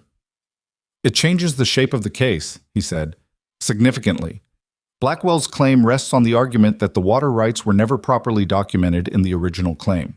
This document is the original claim holder explicitly confirming the documentation. If it's authenticated, he stopped. We need a handwriting expert by Monday morning, and I need to make some calls this afternoon. He made the calls from the post office in town. Adeline didn't ask him what was said. She trusted him to work the problem he knew how to work while she worked the one she knew how to work, which was keeping 6 children fed and functional and not terrified on the weekend before the most important Monday of their lives. This was harder than it sounds. Nora had nightmares Saturday night and appeared in Adeline's doorway at 2 a.m. with congressmen and a blanket and the look of a child who was not going to ask for anything but was also not going back to her room alone. Adeline moved over. Nora got in and was asleep in 4 minutes. Congressman was less settled, but Adeline contained him. Henry came to her Sunday morning with the list of questions he'd prepared for Warren, now annotated with Warren's answers, and a secondary list of follow-up questions, and asked if it would be appropriate to ask them at breakfast. She told him one at a time, during natural pauses. He negotiated for 2. She held at 1. He accepted this with the air of a boy who knows when he's gotten a fair deal. Margaret baked. This was how Margaret processed things. She'd taken over the kitchen on Sunday morning and made more food than they could reasonably eat, with the focused intensity of someone who needs her hands occupied. By noon, there was bread that actually worked, a pot of beans, and something involving dried apples that was not quite a pie, but was not going to be criticized by anyone in this household. Dora came to Adeline in the afternoon and said, without context, Uncle Warren looks at the house like he's memorizing it. What do you mean? Like he's not sure he'll see it again, Dora said, or like he's seeing it for the first time and trying to hold it. She paused. I don't think he's going to leave again. Why do you think that? Because he unpacked his saddlebag, Dora said. He put his things in the room, not on top of the bag, like he might need them quick. In the drawer. Adeline looked at her, 10 years old, this child, and she noticed the things that mattered. You pay attention to a lot, Adeline said. Someone has to, Dora said, simply, and went back to whatever she'd been doing. Warren found Adeline on the porch Sunday evening, after the children were in bed and the house had gone quiet. He stood beside her without speaking for a little while, both of them looking out at the dark property and the sky that was doing something complicated with stars above the cloud line. "I want to help," he said eventually, "after Monday, whatever that looks like. I know I don't have standing here. I forfeited that, but I want to help." "We'll see what Monday looks like," she said. "You don't trust me yet." "I don't know you yet," she said, which was the more precise version. "The children don't know you. Trust isn't something I can hand out on your behalf. You'll have to build it the same way everything else here gets built." He was quiet for a moment. "Thomas wrote about you," he said. She turned to look at him. "We weren't writing regularly," he said, "but a few times a year. He wrote about the letters he'd been getting from Ohio, from a woman who kept the books for her uncle's store and didn't know how to make pie crust. He said she had a quality of steadiness that he hadn't found in a long time." He paused. "I'm sorry he didn't get to meet you in person." Adeline looked back at the dark. She didn't say anything for a moment. "So am I," she said. "I think we would have done all right." "I think so too," Warren said. They stood there until the cold got serious and then went inside, separately, the way people do when they're not yet sure what the arrangement is. Monday came with gray skies and road mud and the particular feeling of a day that has decided it's important before it's even started. They arrived at the county courthouse in Colton's Creek in 2 wagons, Adeline and Solomon in one, Warren driving the other with Eli and Margaret and the 4 younger children, who were dressed in their best clothes by Margaret's insistence, and were under strict instructions from Henry, relayed to them with the authority of someone who has thought about this more than they have, that they were to sit still and not say anything unless a grown-up told them to. Clara had managed about 4 minutes of this before asking Adeline in a loud whisper, "Is this where we find out if we can stay?" "Yes," Adeline whispered back. Clara considered this. "Okay," she said, and pressed her lips together with the expression of a 3-year-old committing to a thing. The courtroom was smaller than Adeline had imagined and fuller than she'd expected. Ruth was there, in her good coat. Hattie Crane was there, which meant she had closed the store, which was something Adeline had never seen her do for anything. Mrs. Fenton was there, with her husband and Cass, all 3 of them looking like they'd debated coming up until this morning. There were other faces Adeline recognized from town, and some she didn't. Neighbors she gathered from their placement, people who had their own reasons for watching what happened to a family that Blackwell's operation had decided to make an example of. Blackwell sat at the opposite table with 2 lawyers and Doyle, dressed in his good gray coat with the pleasant, reasonable face he'd brought to her porch in December. He looked at the room and at Adeline with the controlled expression of a man who is accustomed to courtrooms and finds them manageable. His lawyers had the groomed confidence of men who have won in this venue before. The judge was a man named Whitmore, older, with the broad, unreadable face of someone who has heard every version of every argument and been wrong enough times to be cautious about certainty. He called the proceeding to order without theater and listened to the opening statements with his hands flat on the desk and his eyes moving between the 2 tables with the steadiness of a scale waiting to register weight. Blackwell's lead lawyer went first. He was good. Adeline gave him that. He built the argument with patience, laying out the claimed ambiguity in the original deed, the history of the water rights question, the suggestion that the 1879 re-recording had been procedurally incomplete. He said the children's welfare twice in a way that managed to sound like concern while meaning its opposite. He said that his client was prepared to offer fair compensation to Miss Mercer for any inconvenience, which was the first time in the proceeding that Adeline heard the word inconvenience used to describe the burning of a barn. Solomon went second.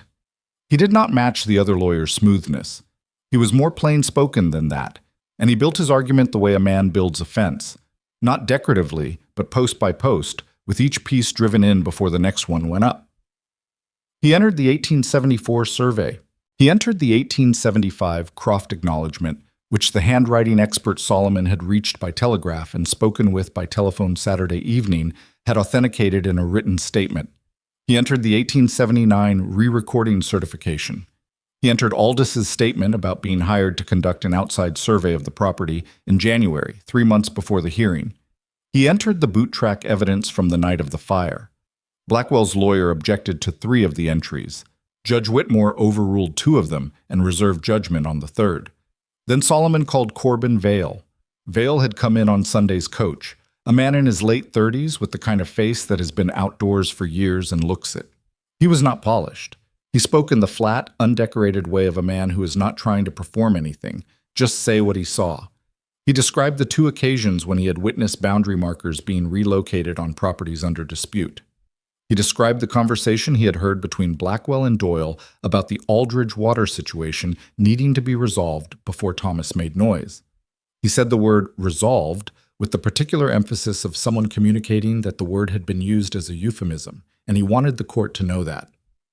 Blackwell's lawyer cross-examined him for 40 minutes, working at his history, his reasons for leaving Blackwell's employ, a period of unspecified legal trouble in 1884 that Vale answered about without flinching. The trouble had been a debt dispute, resolved in his favor, and the attempt to imply otherwise didn't land the way the lawyer hoped. Mrs. Fenton testified about the note on her property and the timeline of pressure from Blackwell's representatives that had intensified every time her husband asked questions about the original terms. Her voice shook at one point, and she stopped, and then she said clearly, "I should have come forward sooner. I was afraid. I'm telling you now." There were other voices in the courtroom that were not speaking but whose presence was a kind of testimony. Ruth in her good coat, Hattie with the store closed, the neighboring families who had come to watch.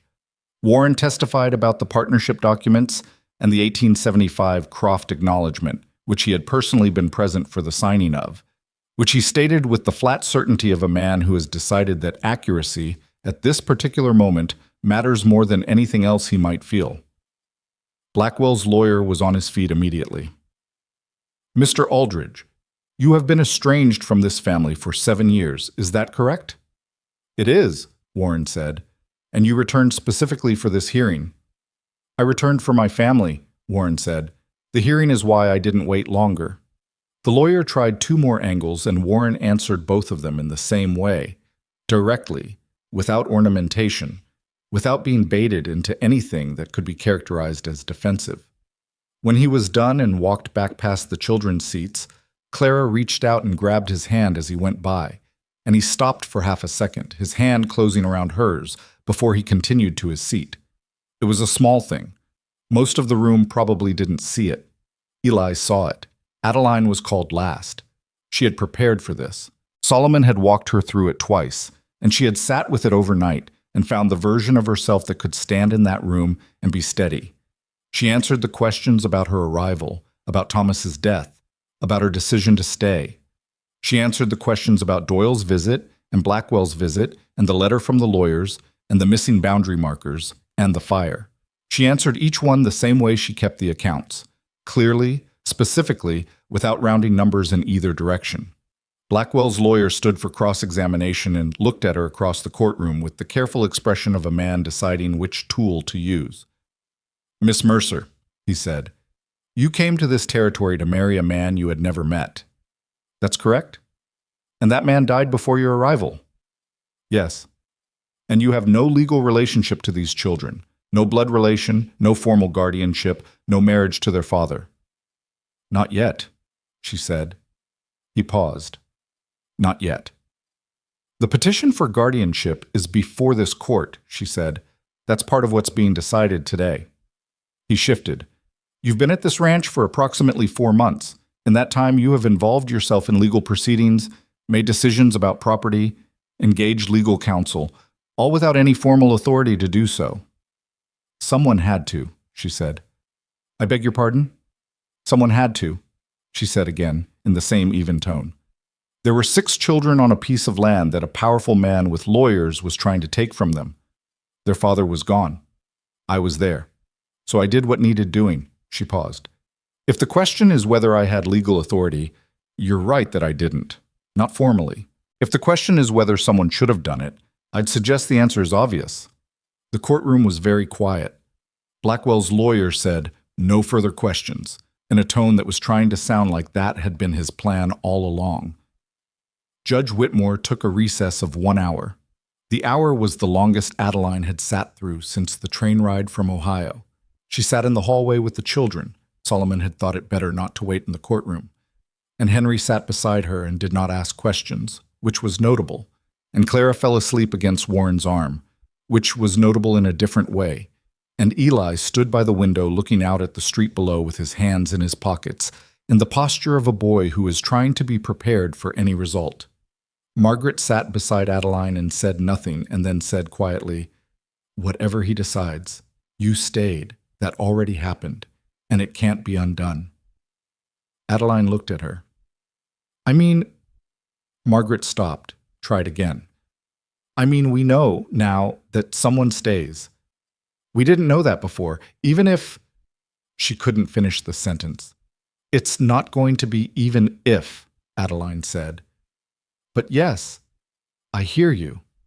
Margaret nodded and went quiet again, and Adeline thought about what it costs a 12-year-old to say something like that, and file it alongside the other things she was already carrying about this girl. Whitmore came back after 53 minutes. He settled himself at the bench with the unhurried manner of a man who has made his decision and is not anxious about delivering it. He looked at both tables. Then he spoke. He spoke for 11 minutes.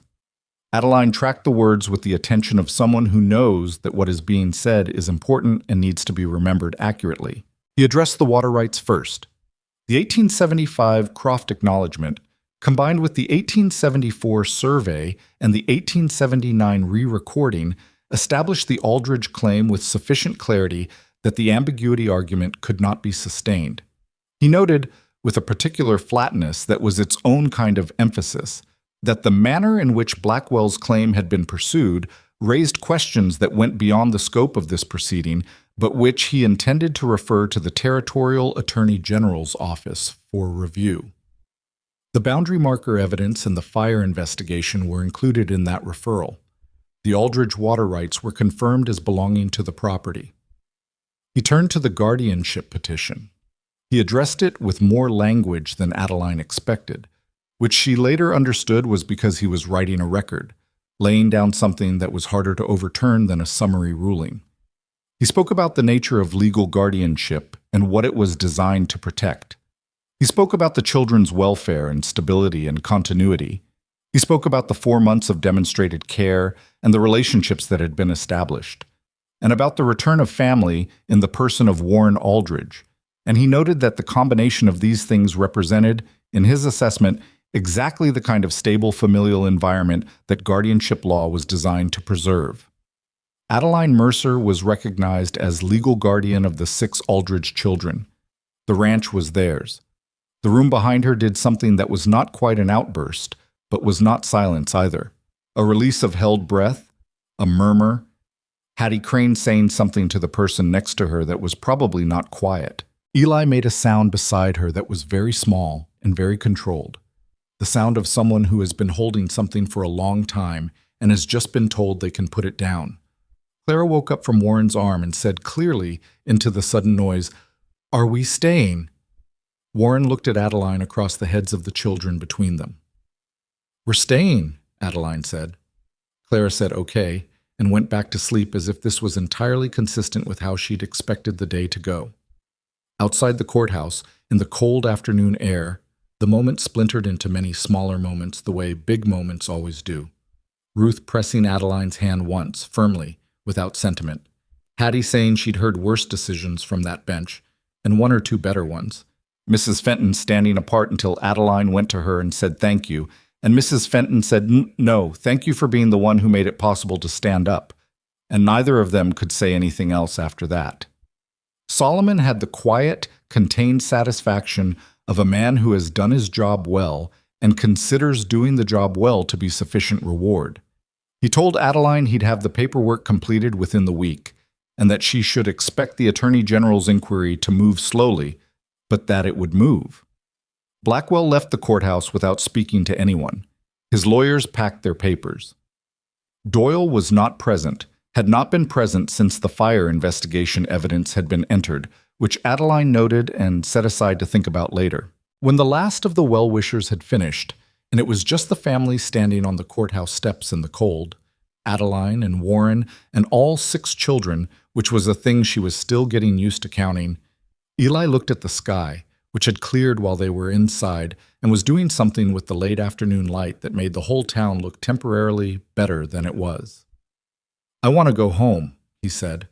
Not home to the ranch specifically, just home.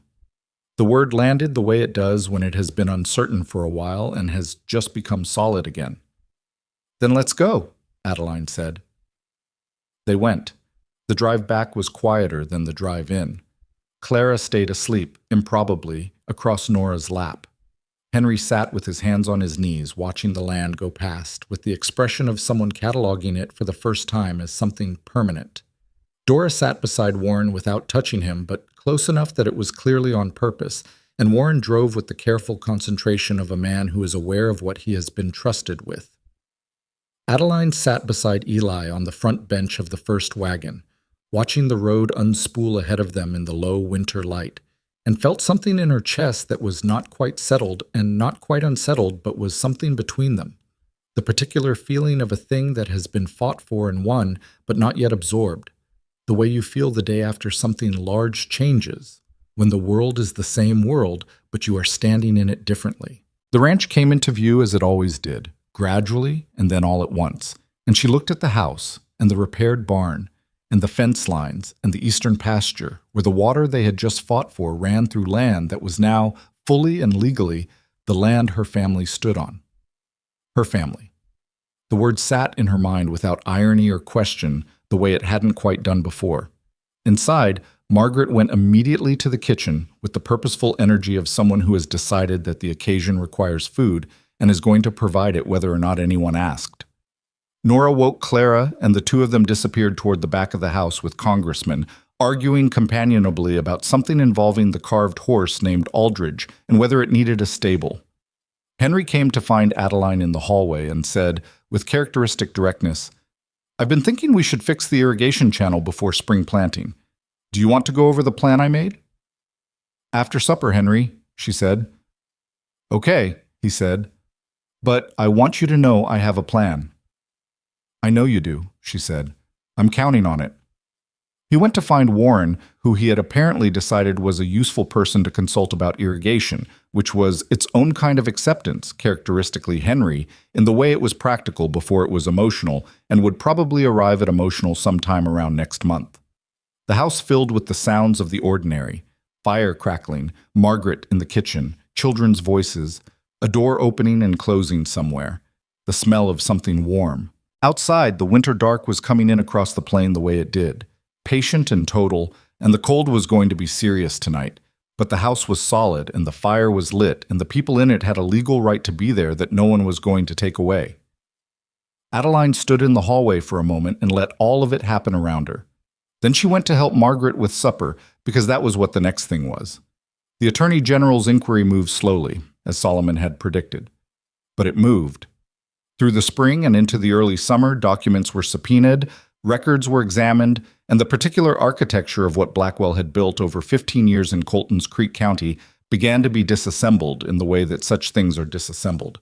Not dramatically, not all at once, but piece by piece, each piece making the next one easier to pull. Edie Purvis resigned from the land registrar's office in April, quietly, with a letter citing poor health that convinced no one. 2 of the records that had been altered were identified and corrected. The Garner family, who had been run off their claim 2 years earlier, filed a civil action in May that Solomon agreed to take on alongside 3 other families who had spent years believing they had no recourse. Blackwell himself was never charged with anything criminal. That was the part that sat wrong with Adeline for a long time, the way the law moves differently depending on how much of it you can afford to have on your side. He lost the water claim. He lost the county registrar he'd been using as a tool. He lost the social standing that had made his presence in a room function as a kind of pressure, because once the inquiry became public knowledge, the pleasant, reasonable face didn't work the same way anymore. People remembered things they'd set aside. He sold the mill in June and was reportedly in another territory by August. Doyle simply disappeared. No one knew where he went, and no one looked very hard. It wasn't justice in the complete sense of the word. Adeline understood that. She'd sat with Solomon on the porch one evening in April, when the inquiry was still in its early stages and the outcome was uncertain, and she'd said exactly that. "It's not going to be enough," she said, "for the Garners, for all of them." "No," Solomon said. He didn't dress it up. The law gives you what the law gives you. Sometimes that's most of what you needed. Sometimes it's a fraction. He paused. The Garners get their day in court and some portion of what was taken from them. That's better than nothing and worse than whole. That's most of what the law delivers. That's a depressing assessment from a lawyer, she said. I'm a lawyer because I believe the fraction matters, he said, not because I think it's the same as the whole. She thought about that for a long time afterward. She thought about what the fraction had given them. The ranch, the water, the children's legal standing, a piece of paper that said she was their guardian and couldn't be argued with. It wasn't everything. It was the thing that made everything else possible. She decided that was enough to keep working with. Spring came to the ranch the way spring always came to that country, stubbornly, over the objection of late frosts and one last snowstorm in April that Henry had not predicted and was visibly annoyed about, as if the weather had failed to consult his plans. The irrigation channel he'd designed over winter was put in that April, Warren and Eli doing the heavy work with Henry directing in the way he directed things, which was with total confidence and occasional useful course corrections. It worked. The kitchen garden that summer was larger than Thomas had ever managed, and the surplus went to Hattie's store on a standing arrangement that Adeline had negotiated with the particular attention to numbers that was her natural language. The ranch was not suddenly prosperous. That would be the wrong word and the wrong picture. Money was tight through that first year and into the second. There were months when Adeline sat with the ledger and moved numbers around in her head, looking for a configuration that worked, and some months it took longer to find than others. Warren had brought some capital from Nevada, not much, but enough to cover the barn repairs and the spring planting without going into debt, which mattered. The cattle operation grew slowly, because slowly was what they could manage, and Eli was constitutionally incapable of doing something carelessly just to do it faster, which Adeline recognized as a quality worth protecting even when it was inconvenient. It was not a smooth life. It was not supposed to be. Clara got sick in the first week of November of that year, a fever that came on fast and climbed higher than anyone was comfortable with. And for 4 days the house had the particular tension of people waiting to see which way something goes. Adeline slept in a chair beside Clara's bed for 3 of those nights, not because it was medically necessary, but because Clara woke when she wasn't there and was calmer when she was. And calm seemed to have value at the moment. Warren brought soup he'd made badly and did not try to pretend otherwise. Nora sat outside Clara's door with Congressman in her lap, and her small face arranged in the expression of someone doing something useful by being present. On the 5th day, Clara's fever broke, and she asked for bread, and Nora burst into tears in the hallway, the sudden release of something she'd been holding all week, and Eli found her there and sat down on the floor beside her without saying anything, which was the right thing to do, and the kind of thing he knew how to do by then. When Clara was recovered and back to her standard velocity through the house, she found Adeline in the kitchen one morning and climbed into the chair across from her and said, with the directness that had never left her, "I didn't like being sick." "I know," Adeline said. "Nobody does." "You stayed up," Clara said. "I did." Clara turned the carved horse named Aldridge over in her hands, a habit she'd developed. She carried it everywhere and turned it over when she was thinking. "Mama used to stay up when we were sick," she said. "I don't remember much, but I remember that." Adeline looked at her across the table. Clara was 4 now, almost 5, and she said things like this with no sense of the weight they carried, which was either because she was too young to know the weight or because she was young enough not to feel the need to protect herself from it. "Your mama sounds like she was good at the important things," Adeline said. "Eli says she was," Clara said. "He remembers her most." She turned the horse over again. "Are you going to stay?" "I live here," Adeline said. "I know," Clara said. "I mean, forever." Adeline looked at this small person across the kitchen table. 4 years old, Thomas's eyes, her own opinions about everything, and felt something move in her chest that had no clean name. "Yes," she said, "I'm going to stay forever." Clara appeared to confirm this against some internal metric. "Okay," she said, and climbed down and went to find Nora carrying Aldridge the horse. Adeline sat at the table for a moment after she left, with the ledger open in front of her and the morning light coming through the window, and thought about a woman who had bought a train ticket 500 miles to marry a stranger and had found instead the specific, irreplaceable shape of her own life waiting at the other end. She didn't have a word for what she was to these children. Guardian was the legal term, and it was correct, but it didn't contain the whole of it. She wasn't their mother, she knew that, they knew that, and no one was trying to make it into something it wasn't. But she was something. She was the person who stayed up when they were sick and fixed the fence and fought the lawyer and signed the papers and made bad bread in the beginning that got better, slowly, over months, until it was good. She was the person who learned their specific weights and textures, the difference between Henry's quiet and Dora's quiet, the way Margaret's crying sounded when it was grief versus when it was frustration, the exact pitch of Nora's voice when she was about to make a decision about congressmen that needed supervision. She was theirs and they were hers, in the way that gets built out of showing up day after day for the ordinary and the impossible and everything between. Warren asked her to marry him on a Tuesday in December, which she later thought was such a Warren thing.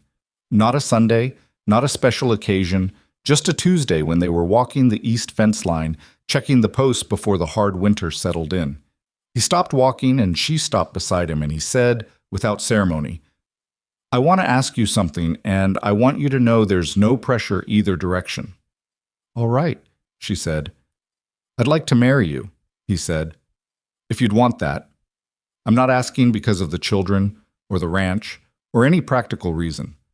Those things are settled. I'm asking because I've spent the past year watching you.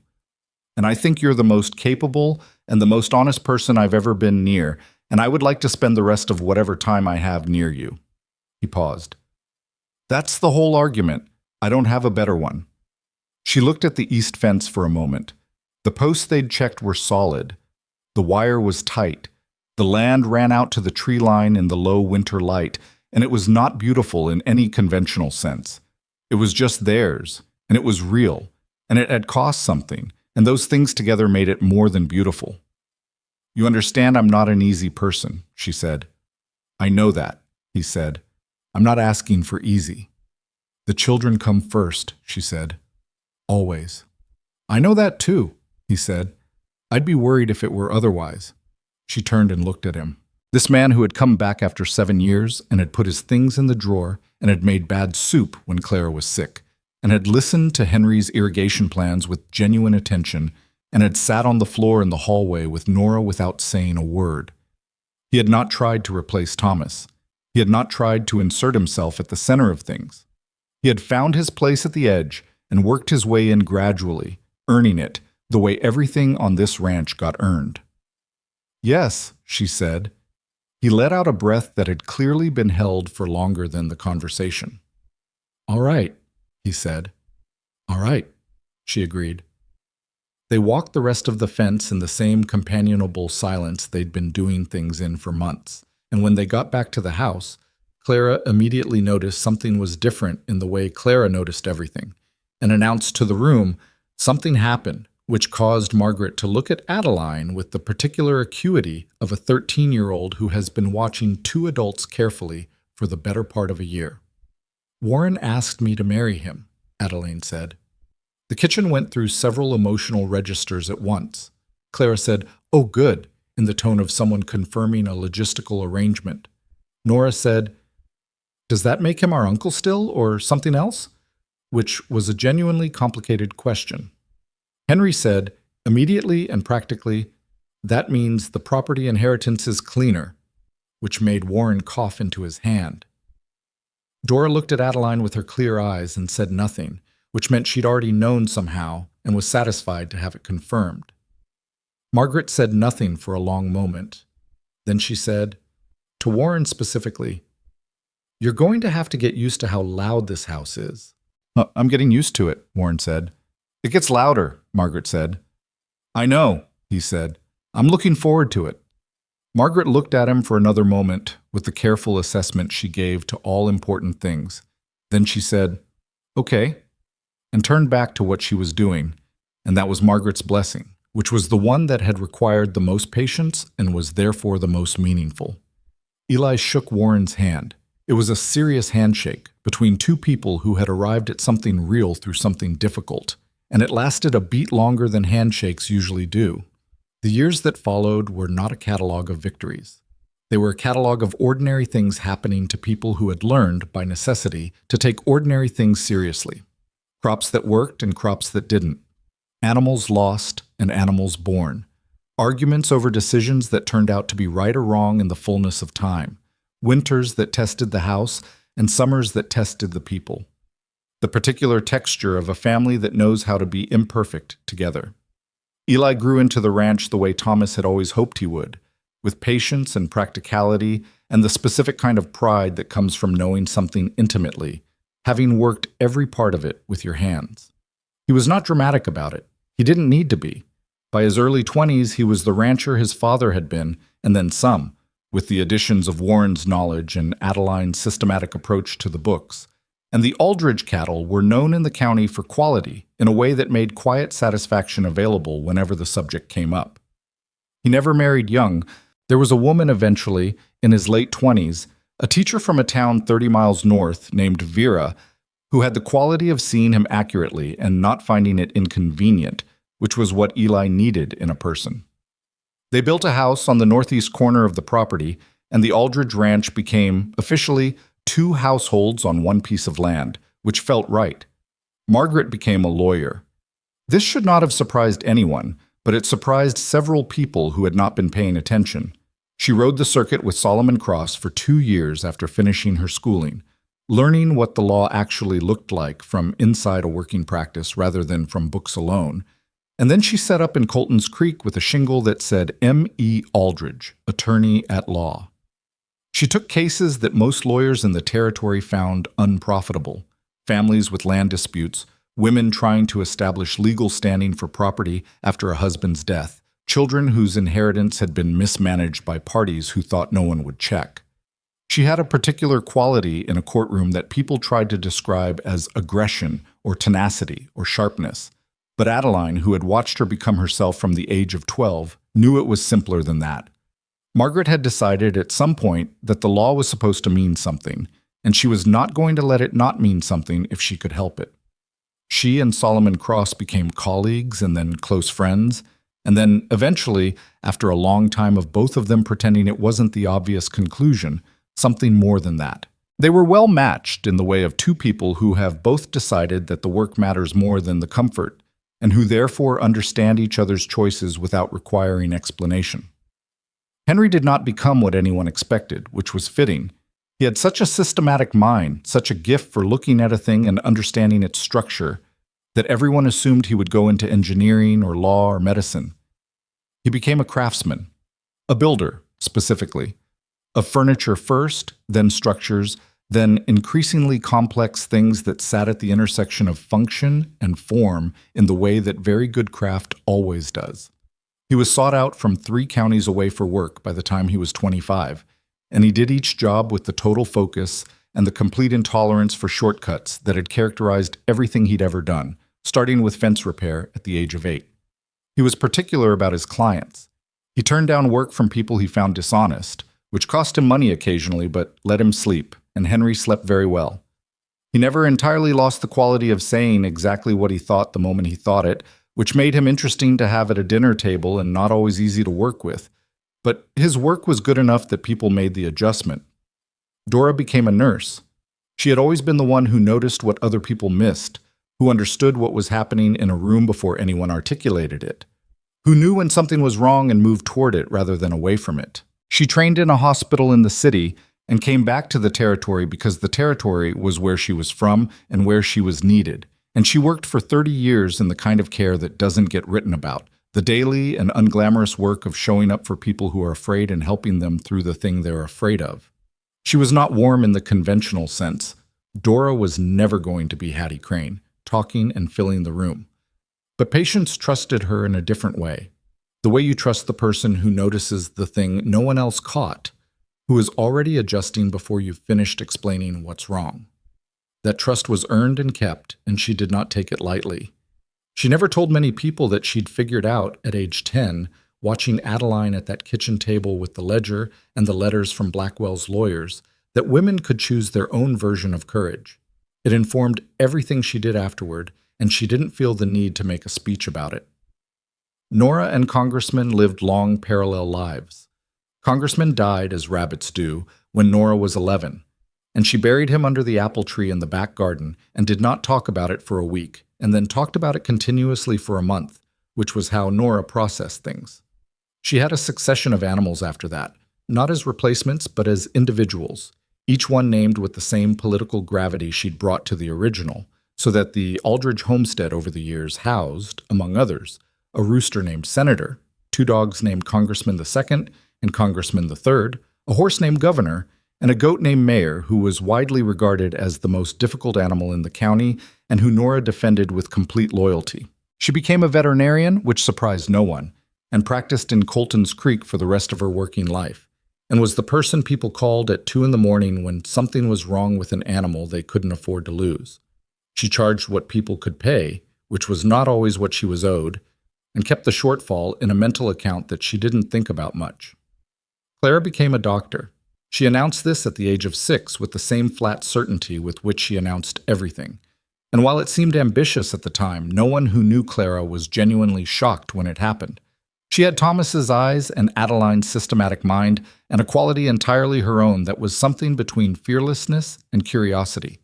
The specific combination that makes a person good at walking into situations other people find overwhelming and thinking clearly inside them.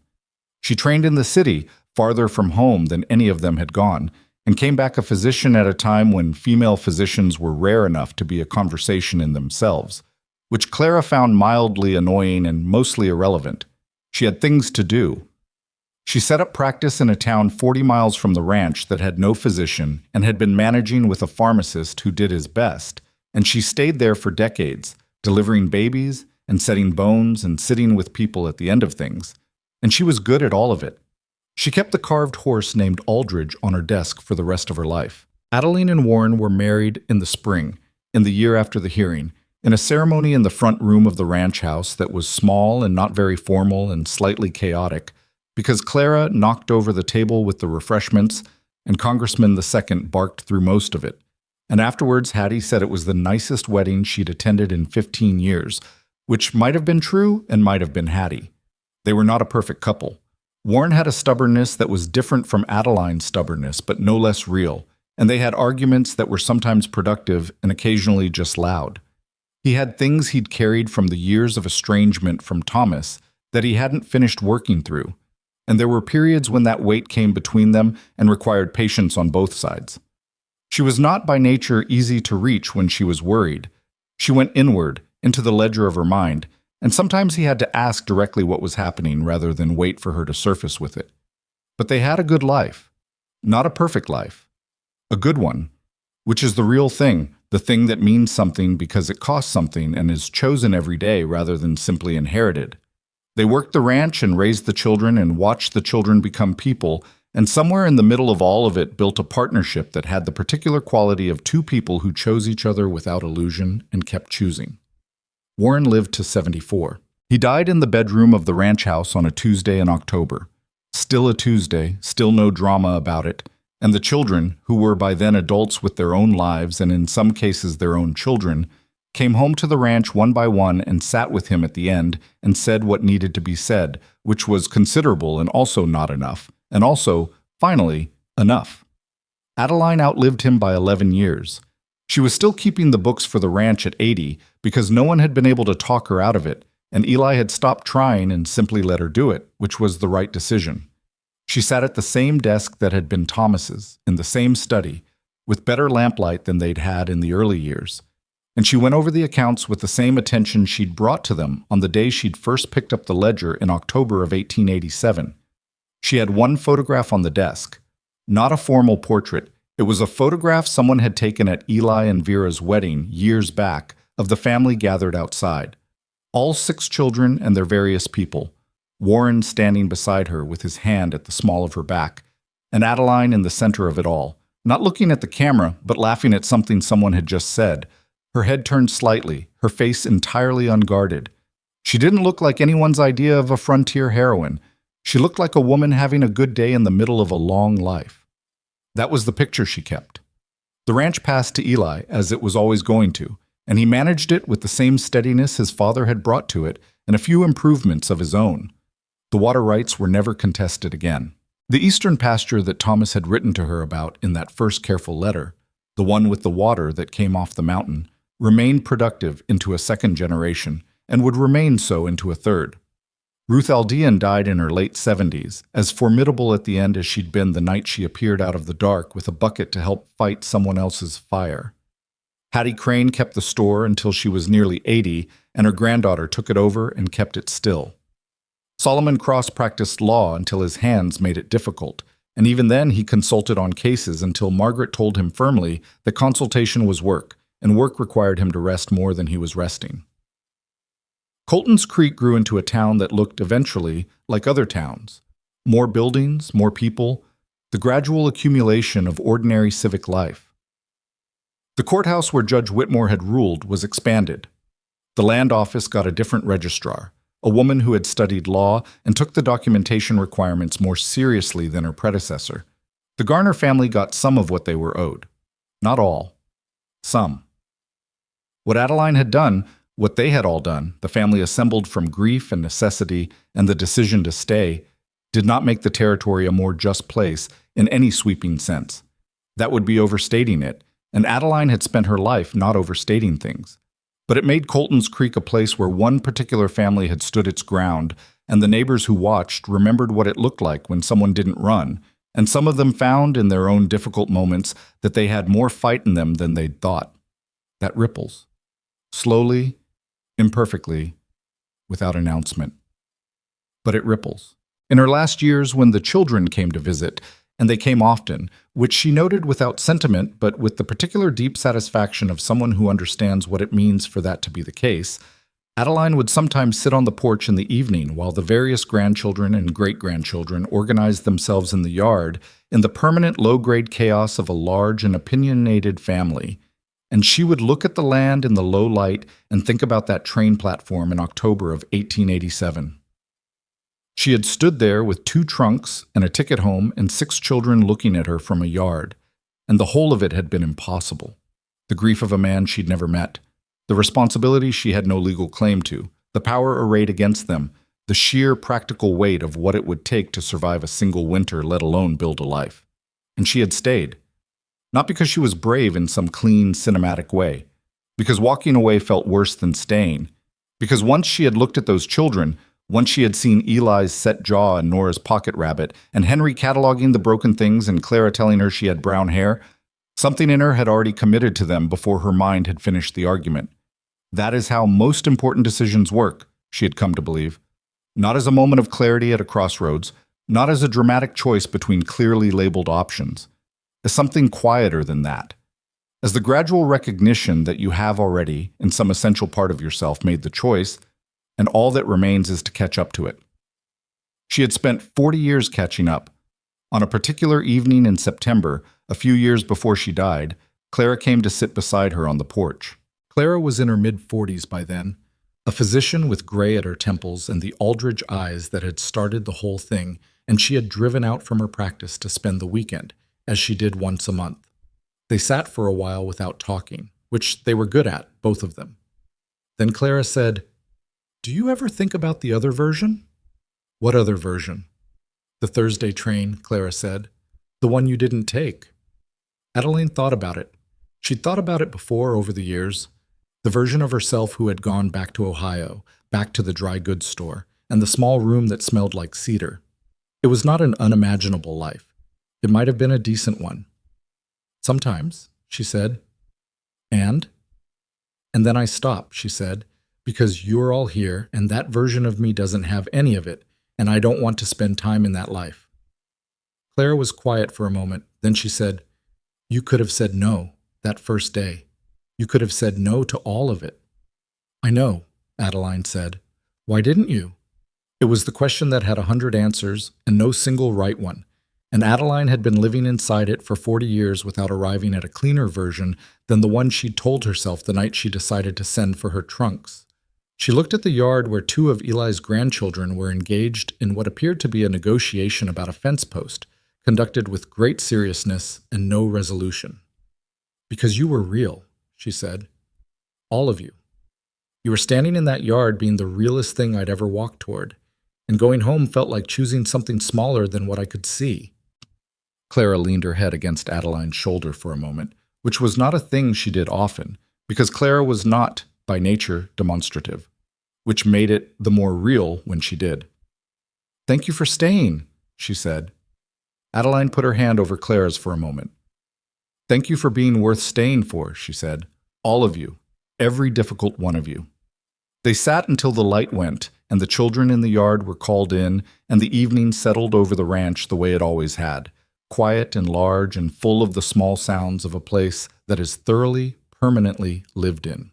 The land was still theirs. The water still ran off the mountain through the eastern pasture. The fence was solid, the books balanced. What had been built here? Not just the buildings, not just the legal standing, but the actual thing. The family that had chosen itself out of grief and stubbornness and one woman's refusal to take the easier train home was real in the way that only things which cost something become real. It would last not because it was perfect, but because it had been built to last, piece by piece, day by day, by imperfect people who kept showing up. That is the only way anything that matters gets built. The porch light came on inside, and someone called Adeline's name from the kitchen, and she got up and went into her family.